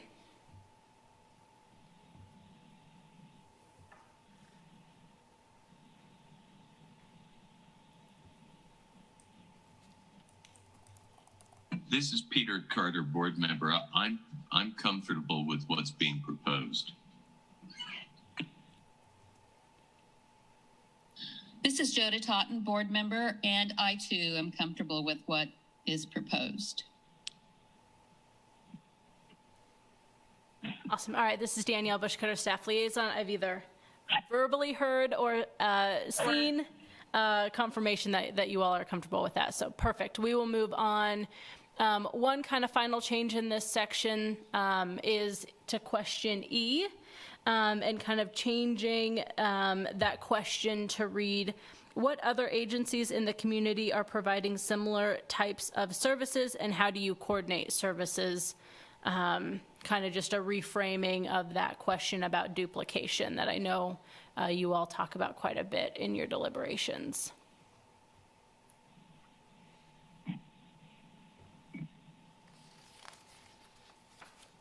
This is there. Yeah, the wording of the question to me made it sound like there was it was a negative thing for there to be more than one of a similar type of service in a community, whereas oftentimes more than one is needed. So rather than wording it sort of in a negative tone regarding duplication, rephrasing it to how do you collaborate for the enhanced success of the people you're serving.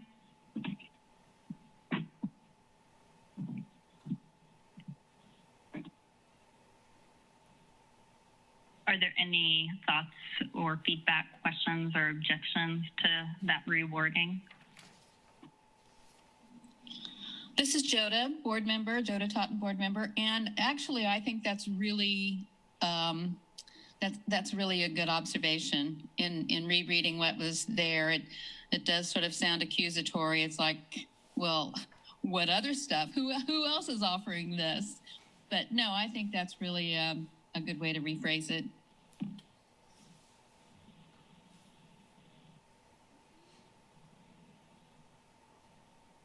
Thank you, Joda. Other comments? Any objections to rephrasing it? No, I think this is Peter Carter, board member. I think it's improved the way you did it, Leah. All right, great. This is Danielle Bushcutter, staff liaison. Oops, let me get back to the right screen. All right, so we've kind of already addressed Section 5 in our previous conversations because we've rolled that up into Section 4. There were no proposed changes to Section 6. I know we got one comment from Van Gogh about kind of this section, or a question that we used to have that we no longer have related to leverage. I don't know if there's any board discussion that you all want to have, but that's one area that I wanted to kind of make note of. And then there were no suggested changes to Section 7 or this kind of signature page. So I'll kind of scroll back up to this one, and would love to hear if you have any kind of final edits or suggestions or discussions that you all want to make note of before making a recommendation.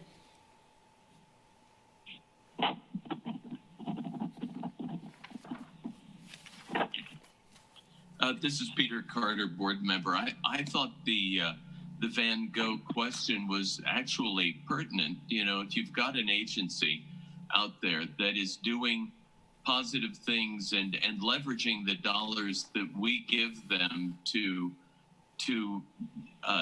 multiply and improve their funding situation, if we don't provide a question for them to answer specifically, they would certainly want to tell us about it. And I'm very receptive to adding that question back somewhere.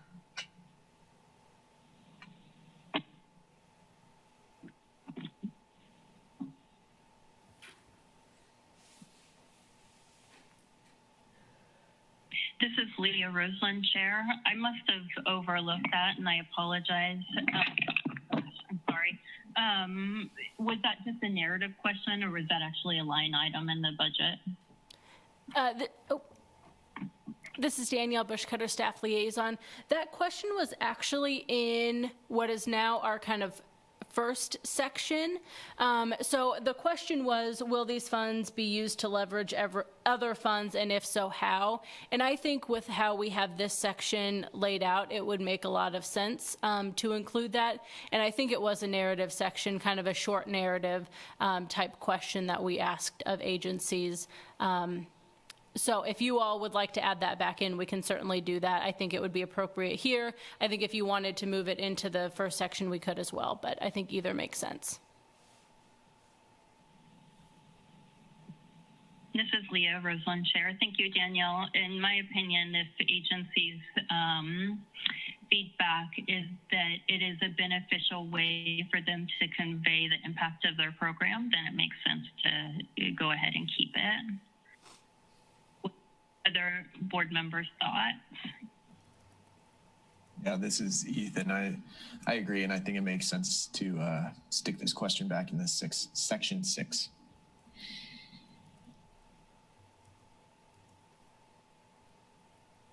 Thank you, Ethan. Are there any objections to including that question and sticking it in section 6? This is Joda Totten, board member. I have no objections at all on that.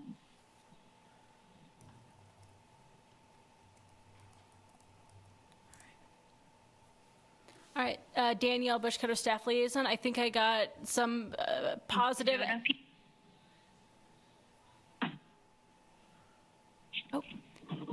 Got some positive affirmation from all of you. So we will go ahead. Again, section 7, no recommended changes to kind of this final signature page. So with that, I will stop sharing my screen so that you all can have any final deliberations that you would like to have, and then hopefully get a recommendation or a motion from one of you to move this item to the City Commission. This is Leah Roseland, Chair. Is there any further discussion?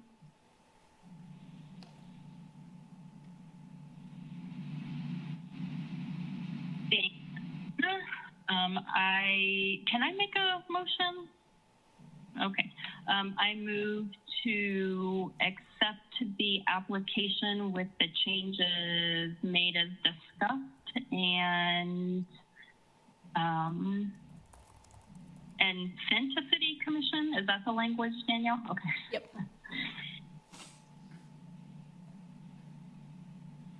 Would anybody like to second? This is Joe. I second. This is Peter Carter.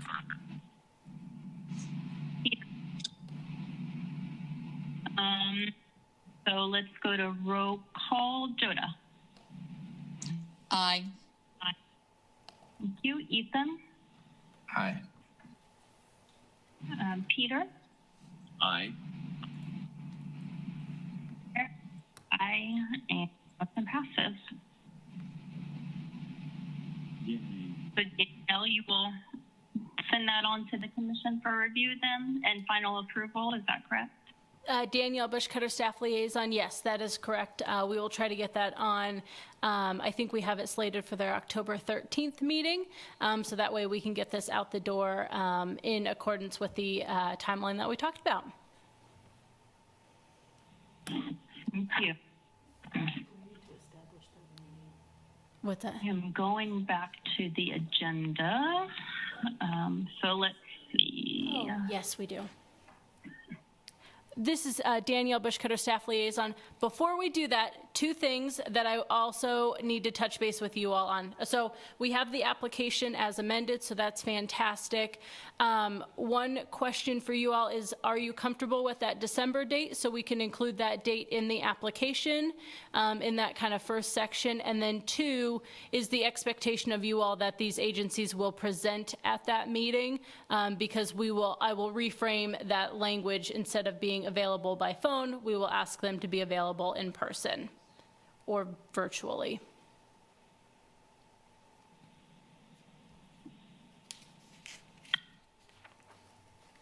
What is the December date again? December 18th.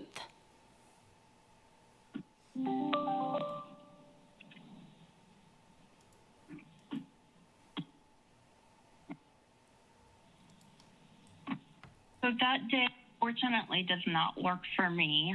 I'm not sure about other members.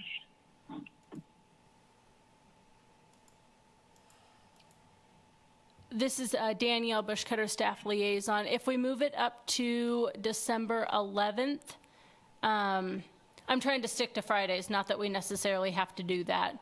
But if we move it up to December 11th, does that work for you all? It does mean you have 1 week less to review, but a little further away from some of the holidays, which I know are always incredibly difficult to schedule around. This is Joda Totten, board member. I'm available on either day, the 11th or the 18th. So if it works better the 11th, that's cool with me. This is Peter Carter, board member. That's also the case with me. I'm available on both.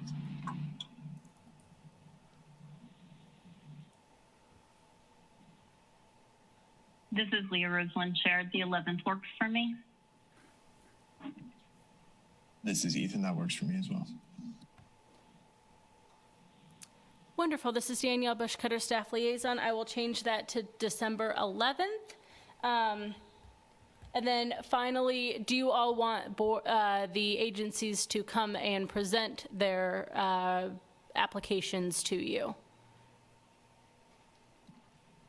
This is Ethan. Danielle, I have a question. So would this be the meeting where they would present and then we would also make decisions that same meeting? This is Danielle Bushcutter, staff liaison. Yes, that would be the intent, is that the first half of your meeting would be hearing from all of the applicants and give them kind of a time parameter, a 5 to 10 minute presentation, give you an opportunity to ask questions. And then the second half of the meeting would be your all's deliberation and hopefully funding recommendation to the commission. Okay. Yeah, no, I think that sounds like a good idea. Thank you.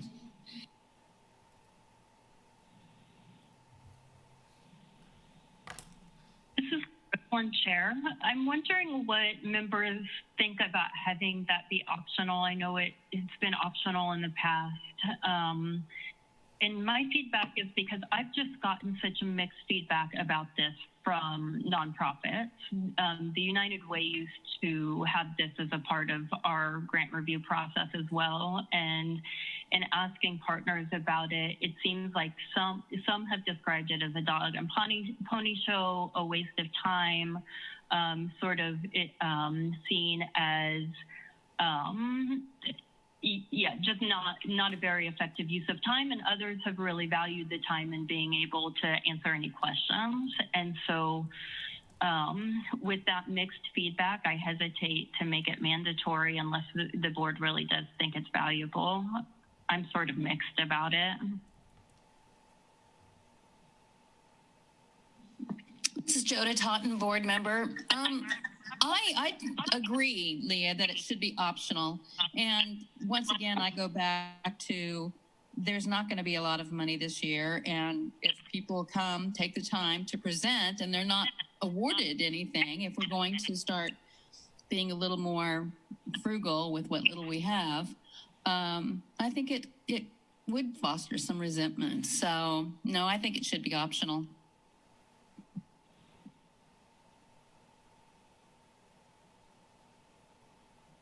Thank you, Joda. Peter, what is your feeling? What are your thoughts? Yeah, I'm happy to make it optional as well. There's no need to force these people to come in and ask us for stuff. If they think that it's worthwhile, then they can come in and make it worthwhile. So that sounds great.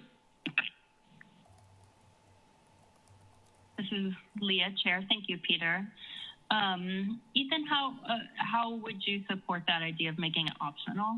Yeah, no, that's fine with me, especially if you've gotten feedback from folks that it's not, valuable to them, then yeah, we don't want to force people to do things, definitely.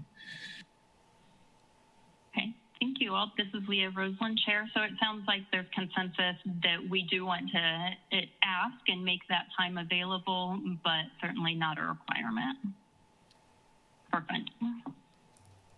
Danielle Bushcutter, Staff Liaison, that sounds good. I'll frame it as they are welcome to come and provide a presentation if they so choose, and leave it up to their discretion. So I will update section 1 of the application to reflect that. So I think that's all on that particular item.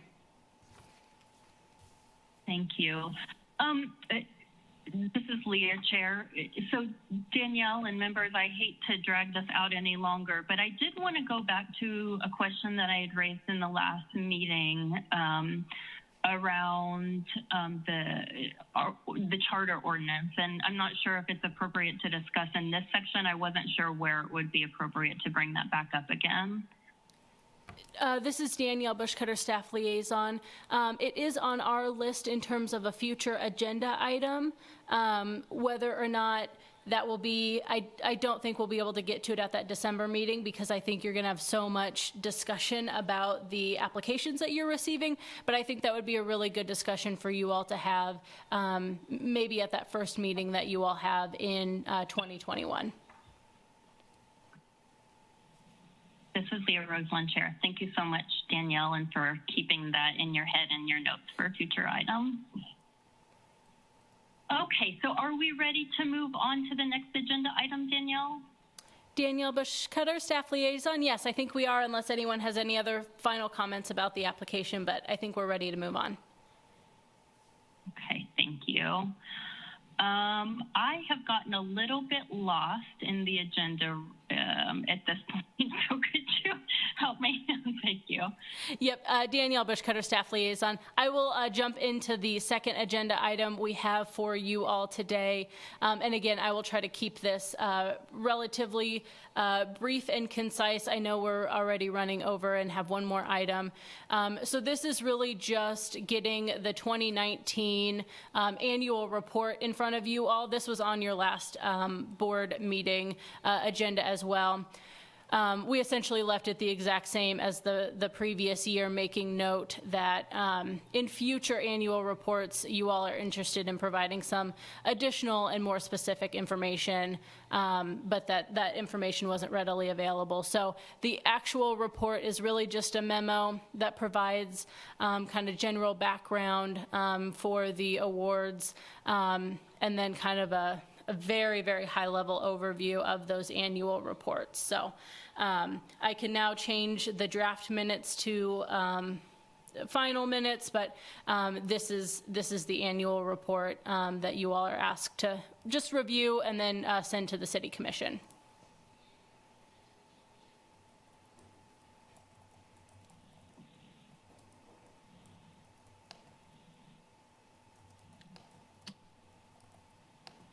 This is Lee there. Thank you, Danielle. Are there any comments, questions, or feedback on the annual report?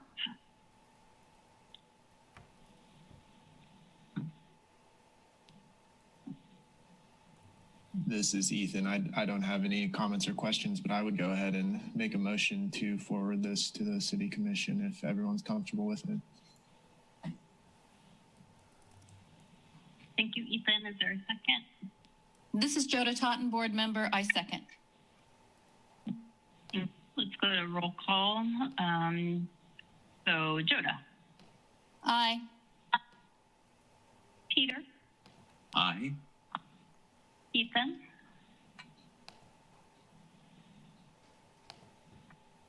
I don't know if Ethan has to say aye since he. Oh, aye. You did. Okay, this is Leah Roseland, aye. So the motion carries unanimously.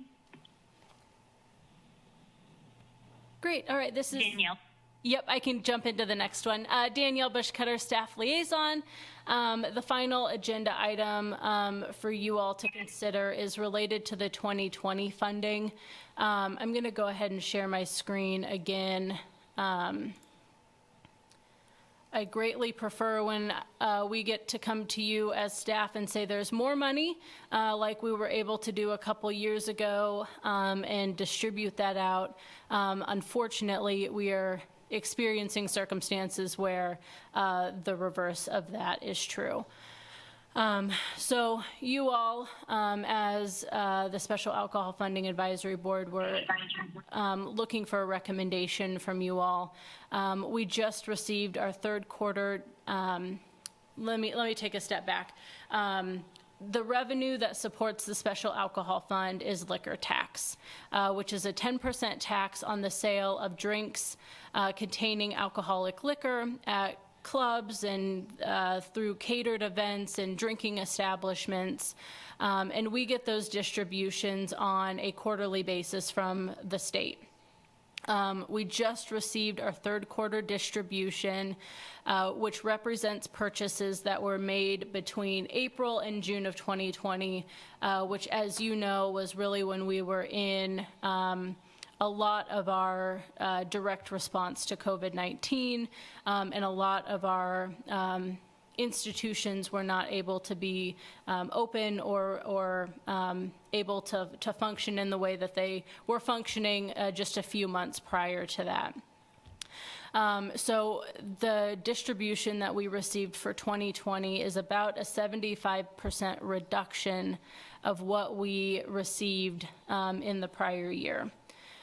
So this is forcing potentially a really difficult decision that is going to have to be made related to these funds. So the way that we structure the disbursements to agencies is that they can make recommendation, or they can request those funds, but we don't distribute them until after we receive this third quarter distribution, in the event that something like this does occur, that we can maintain and be able to be nimble.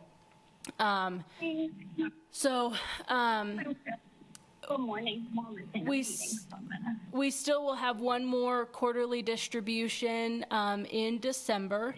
But if that distribution is similar to the third quarter distribution, we're looking at about $110,000 gap between what we brought in and what we have already awarded to agencies, and that is assuming that we spend all of our available fund balance. Staff obviously recognizes that if it is an option for the general fund to cover the potential $110,000 gap with general fund dollars, I'm making an assumption that that would be the board's recommendation, so that none of the agencies in our community receive a reduction when they're already facing financial and other challenges right now that were not anticipated when these awards were funded and weren't even anticipated earlier this year. So if possible, we completely recognize that that would be the avenue that you all would want to take, but did want to have a discussion with you all that if that is not possible, what would be your preference as a board in terms of kind of filling that gap? So we kind of identified three different potential options. One is kind of an across the board reduction on a kind of a percentage basis. One would be just reallocating that kind of distribution to amount or half of what you allocated already. And then option 3 would be some combination thereof. So I want to kind of open it up for discussion from you all about what your preference would be, so that we can kind of start having this conversation then with the city commission, who will ultimately make the decision about whether or not we will use general fund dollars to kind of fill that gap, or if we have to go with one of these unfortunate alternatives and actually reduce funding for agencies. Just to provide some kind of additional context, this is just showing that $110,000 gap. So kind of just a chart of what we already walked through. You can kind of, this assumes a similar distribution for quarter 4, and just how severe that gap is from what we actually allocated out. And then again, just to help kind of provide context, this is the special alcohol funds that you all recommended for 2020. So wanted to make sure that you all had that information in front of you as well. So that kind of concludes the formal presentation. I would certainly be happy to answer any questions that you have, and then whatever direction you all would be willing and able to provide as we kind of move through these turbulent challenges that we're facing.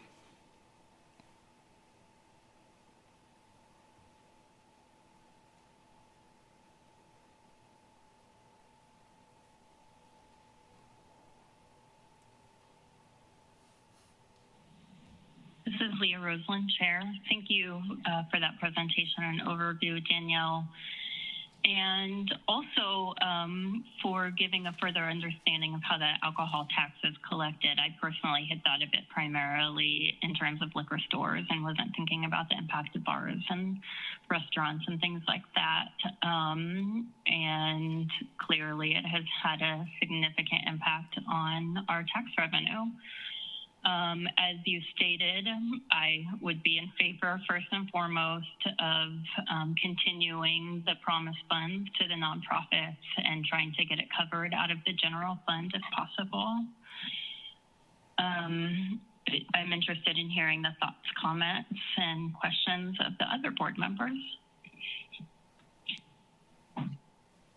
This is Ethan. I think, and obviously I agree that ideally we'd like to see the funds replaced by general funds, but if that's not possible, I think from where I sit at least, I don't have enough information about these programs and these situations that each agency is going through to be able to say that we should reallocate the total somehow.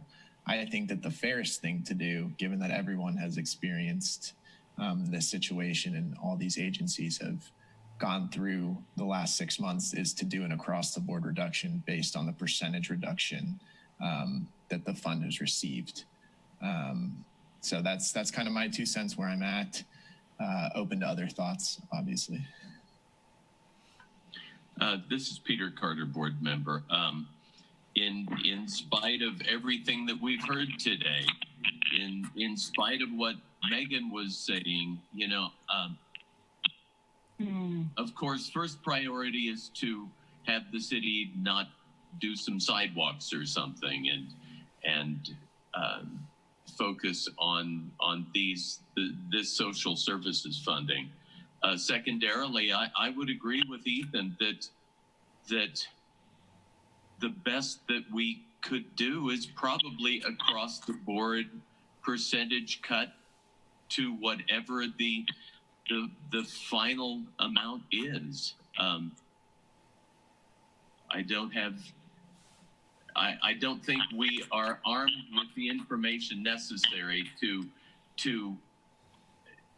take it all out of the art person at Willow Domestic Violence, or to take it out of any specific program. This is Joda Totten, board member. I have sort of mixed feelings too. I mean, the fairest thing would be to just spread out the pain. Just take a percentage from everyone.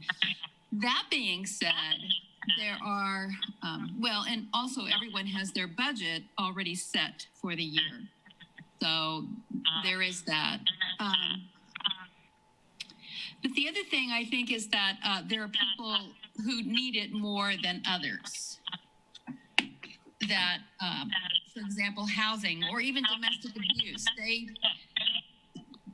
they definitely would need it.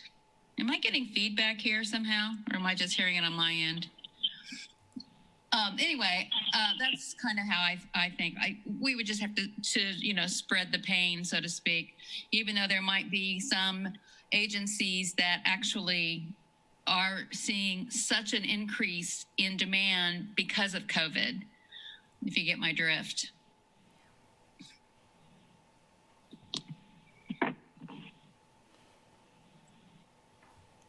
This is Leah Roseland, Chair. It looks like I am frozen, actually. This is Danielle Bushcutter, staff liaison. You are not frozen for us. Oh, okay, good.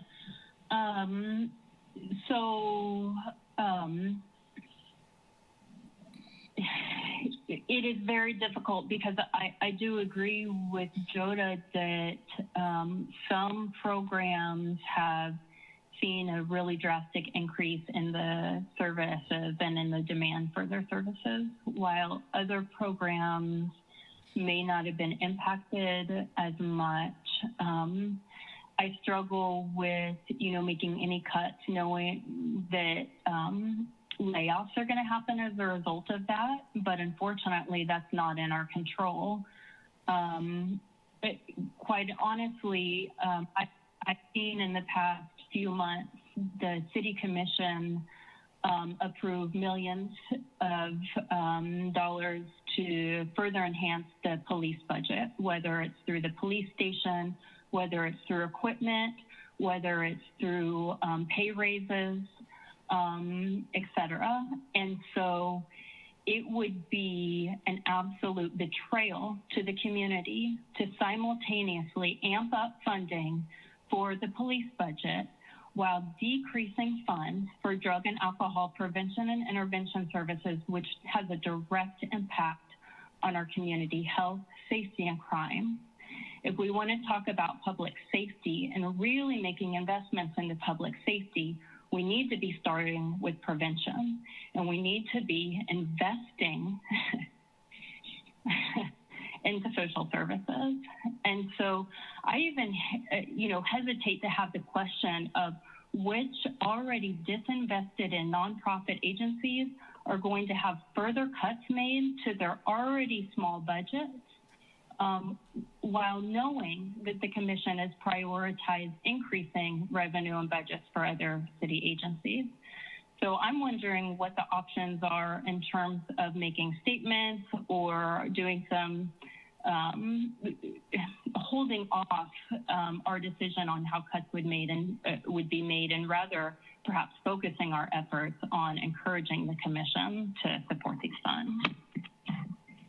This is Joda, board member. I really agree with that, Leah. I mean, I don't even think we should give them an option. I think the commission should just pony up the money because, I just don't think there should be a 1, 2, or 3. That they're just going to have to pay for it. I agree with that, and I agree that is there an option of providing comment to the commission, addressing that particular issue, the disparity in funding between policing and the social services, which, as you say, are a deterrent for crime. And so I agree with that. I don't think we should give them an option. This is what we recommend.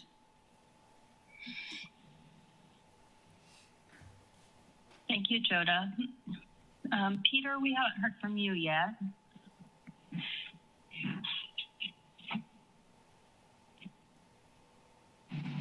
I think I did address this, but you know, the first option is that we take it out of general fund. You know, I don't know how else to take it out to get $110,000 if that's what the ultimate number is. You know, one question that came to mind, you know, as you address what, you know, Joda was saying that some need it more than others, and I'm wondering to what extent groups like Boys and Girls Club are operating now. You know, are they using the budgets that they had allocated? And Leah, I see you're nodding, and is that nodding meaning yes, they are using the funding, or perhaps because of COVID there are processes that cost money that aren't happening? I just don't know. So to restate what I said earlier, I don't think I'm agreeing with Ethan. I don't think that we have the information that we really need to start pulling funding from these social services. So there. Thank you, Peter. And I'm sorry that I had forgotten that you did make that comment. This is Leah, Chair. But yeah, go ahead. This is Ethan. I was just going to say, first of all, thank you for your words, Leah, because I would definitely say that I agree with that sentiment. And regardless of what we forward, what recommendation we forward to the commission, I think that if we could get that statement or something similar to that statement that you just made to go along with that recommendation, whatever it is, I would fully support that. If staff wouldn't mind writing that up or putting it in a memo or whatever. Thank you. Thank you, Ethan. This is Leah, Chair. So it sounds like the board is in agreement that our recommendation is that the commission cover the promised grants through general funding, and that rather than provide an alternative, we provide some explanation and advocacy around why it's so important to continue investments into drug and alcohol prevention, particularly during a time of economic recession and a pandemic. Danielle, is that an option? Danielle Bushcutter, staff liaison. Thank you all for the discussion on this. I know this is not a conversation any of us want to be having. In terms of your question specifically, Leah, I do think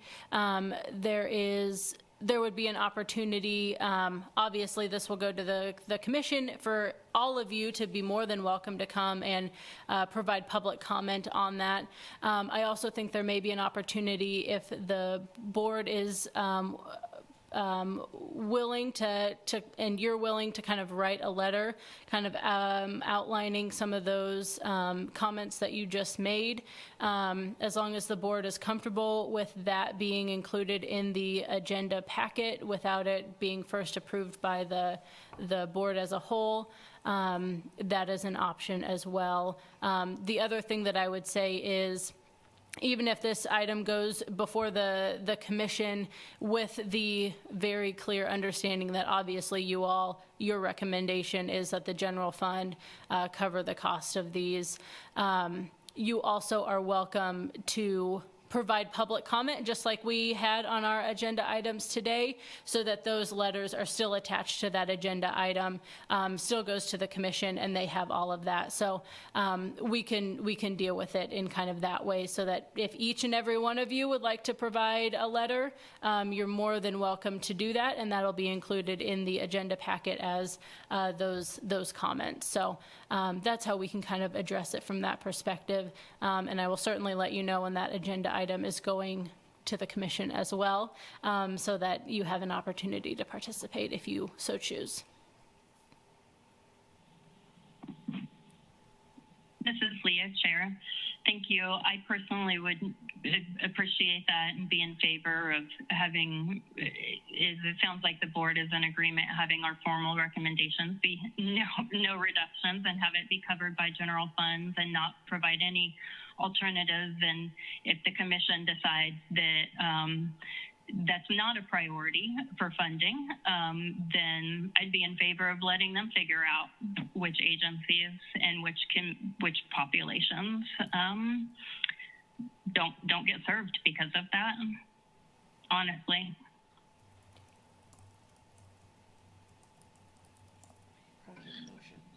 Danielle, this is Peter Carter, board member. Question, by letting them figure that out, does that mean you? Danielle Bushcutter, staff liaison. I don't know. This is a recommendation that you all are making, and I, as the staff liaison, will be the one writing the memo and giving it to them. But it's their prerogative as to what direction they give. So they could say, no, we have a board and we want the board to make a recommendation and send it back to you all. They could say, no, we want staff to handle this. It's really their prerogative and their decision to say, yes, we want to handle it, or no, we want a recommendation related to this. So it's kind of hard to play the what if game because we just don't know. And so I think it just depends on what the decision is and what that discussion looks like. So I apologize, I can't really give a good answer, but it really is dependent on so many variables that I don't know. I would ask on this item that we do have a motion stating your recommendation so that I do not have to try to guess at the intent, and I can use your words directly in that agenda item when we do bring that forward to the City Commission. So I would request that of you all with this item.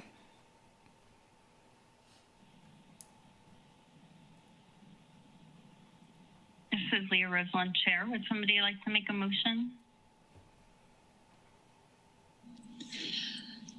This is Peter Carter, board member. I recommend that as a board, we suggest that the deficit be made up from the general fund, and that board members choosing should supplement with letters to the City Commission and attend the appropriate City Commission meeting to give public comment.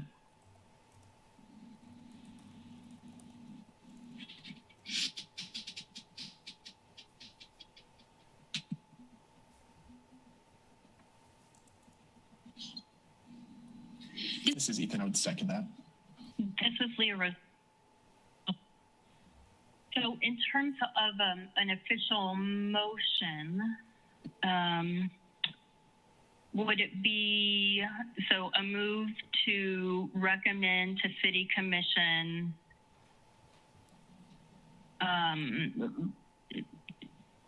no reductions in special alcohol grant payments as awarded, with the board recommending that the funds are made up through the general. I feel like I'm fumbling over this motion. I'm wondering if somebody can help me piece together all the components of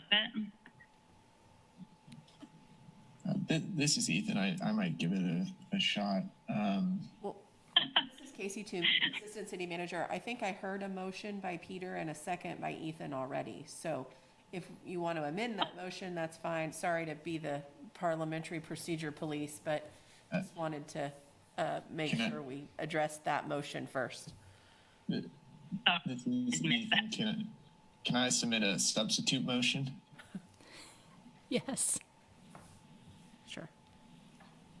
So I think this is Leah Roseland, Chair. I believe that we need to vote. Casey's the Robert's rules, but I think we need to vote on the motion that was made. Is that correct, Casey, or can we amend? You can amend. This is Casey Toomey, Assistant City Manager. You could amend the motion, yes. Oh, okay. So, Ethan, it sounds like you need to amend the motion. Okay, I would amend the motion to read the Special Alcohol Funding Advisory Board recommends that the reduction in the Special Alcohol Advisory Fund grants be made up through general fund dollars, especially considering funding decisions that have been made by the commission in recent months related to public safety.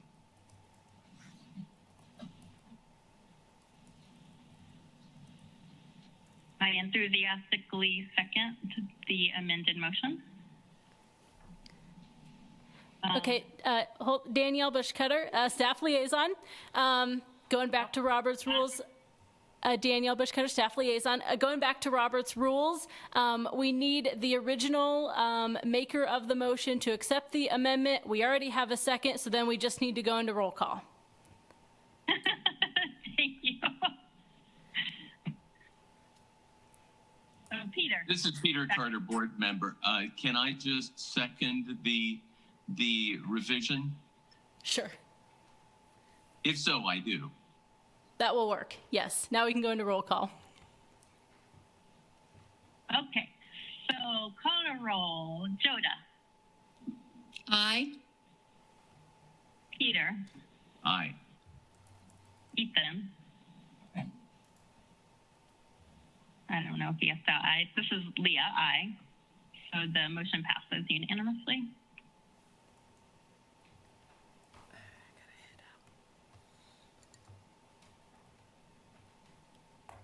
All right, this is Danielle Bush-Cutter, staff liaison. That is it for the regular agenda items. We've already done public comment, so Leah, you just need to see if there's any new business. When it gets to the calendar, we need to add that December date, so we do need, prefer to have a motion related to that, and then that should be it. All right, thank you. This is the chair. Any new business? Okay, no new business. We've already made public comment in terms of calendar. So we have an upcoming meeting on November 13th. And then we added, no, we need to make a motion, correct, to add the December. And then I moved to add a special alcohol meeting on Friday, December 11th, 2020.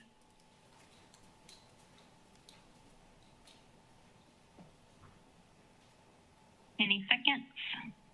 This is Ethan, I'll second. Thank you. Roll call, Joda. Aye.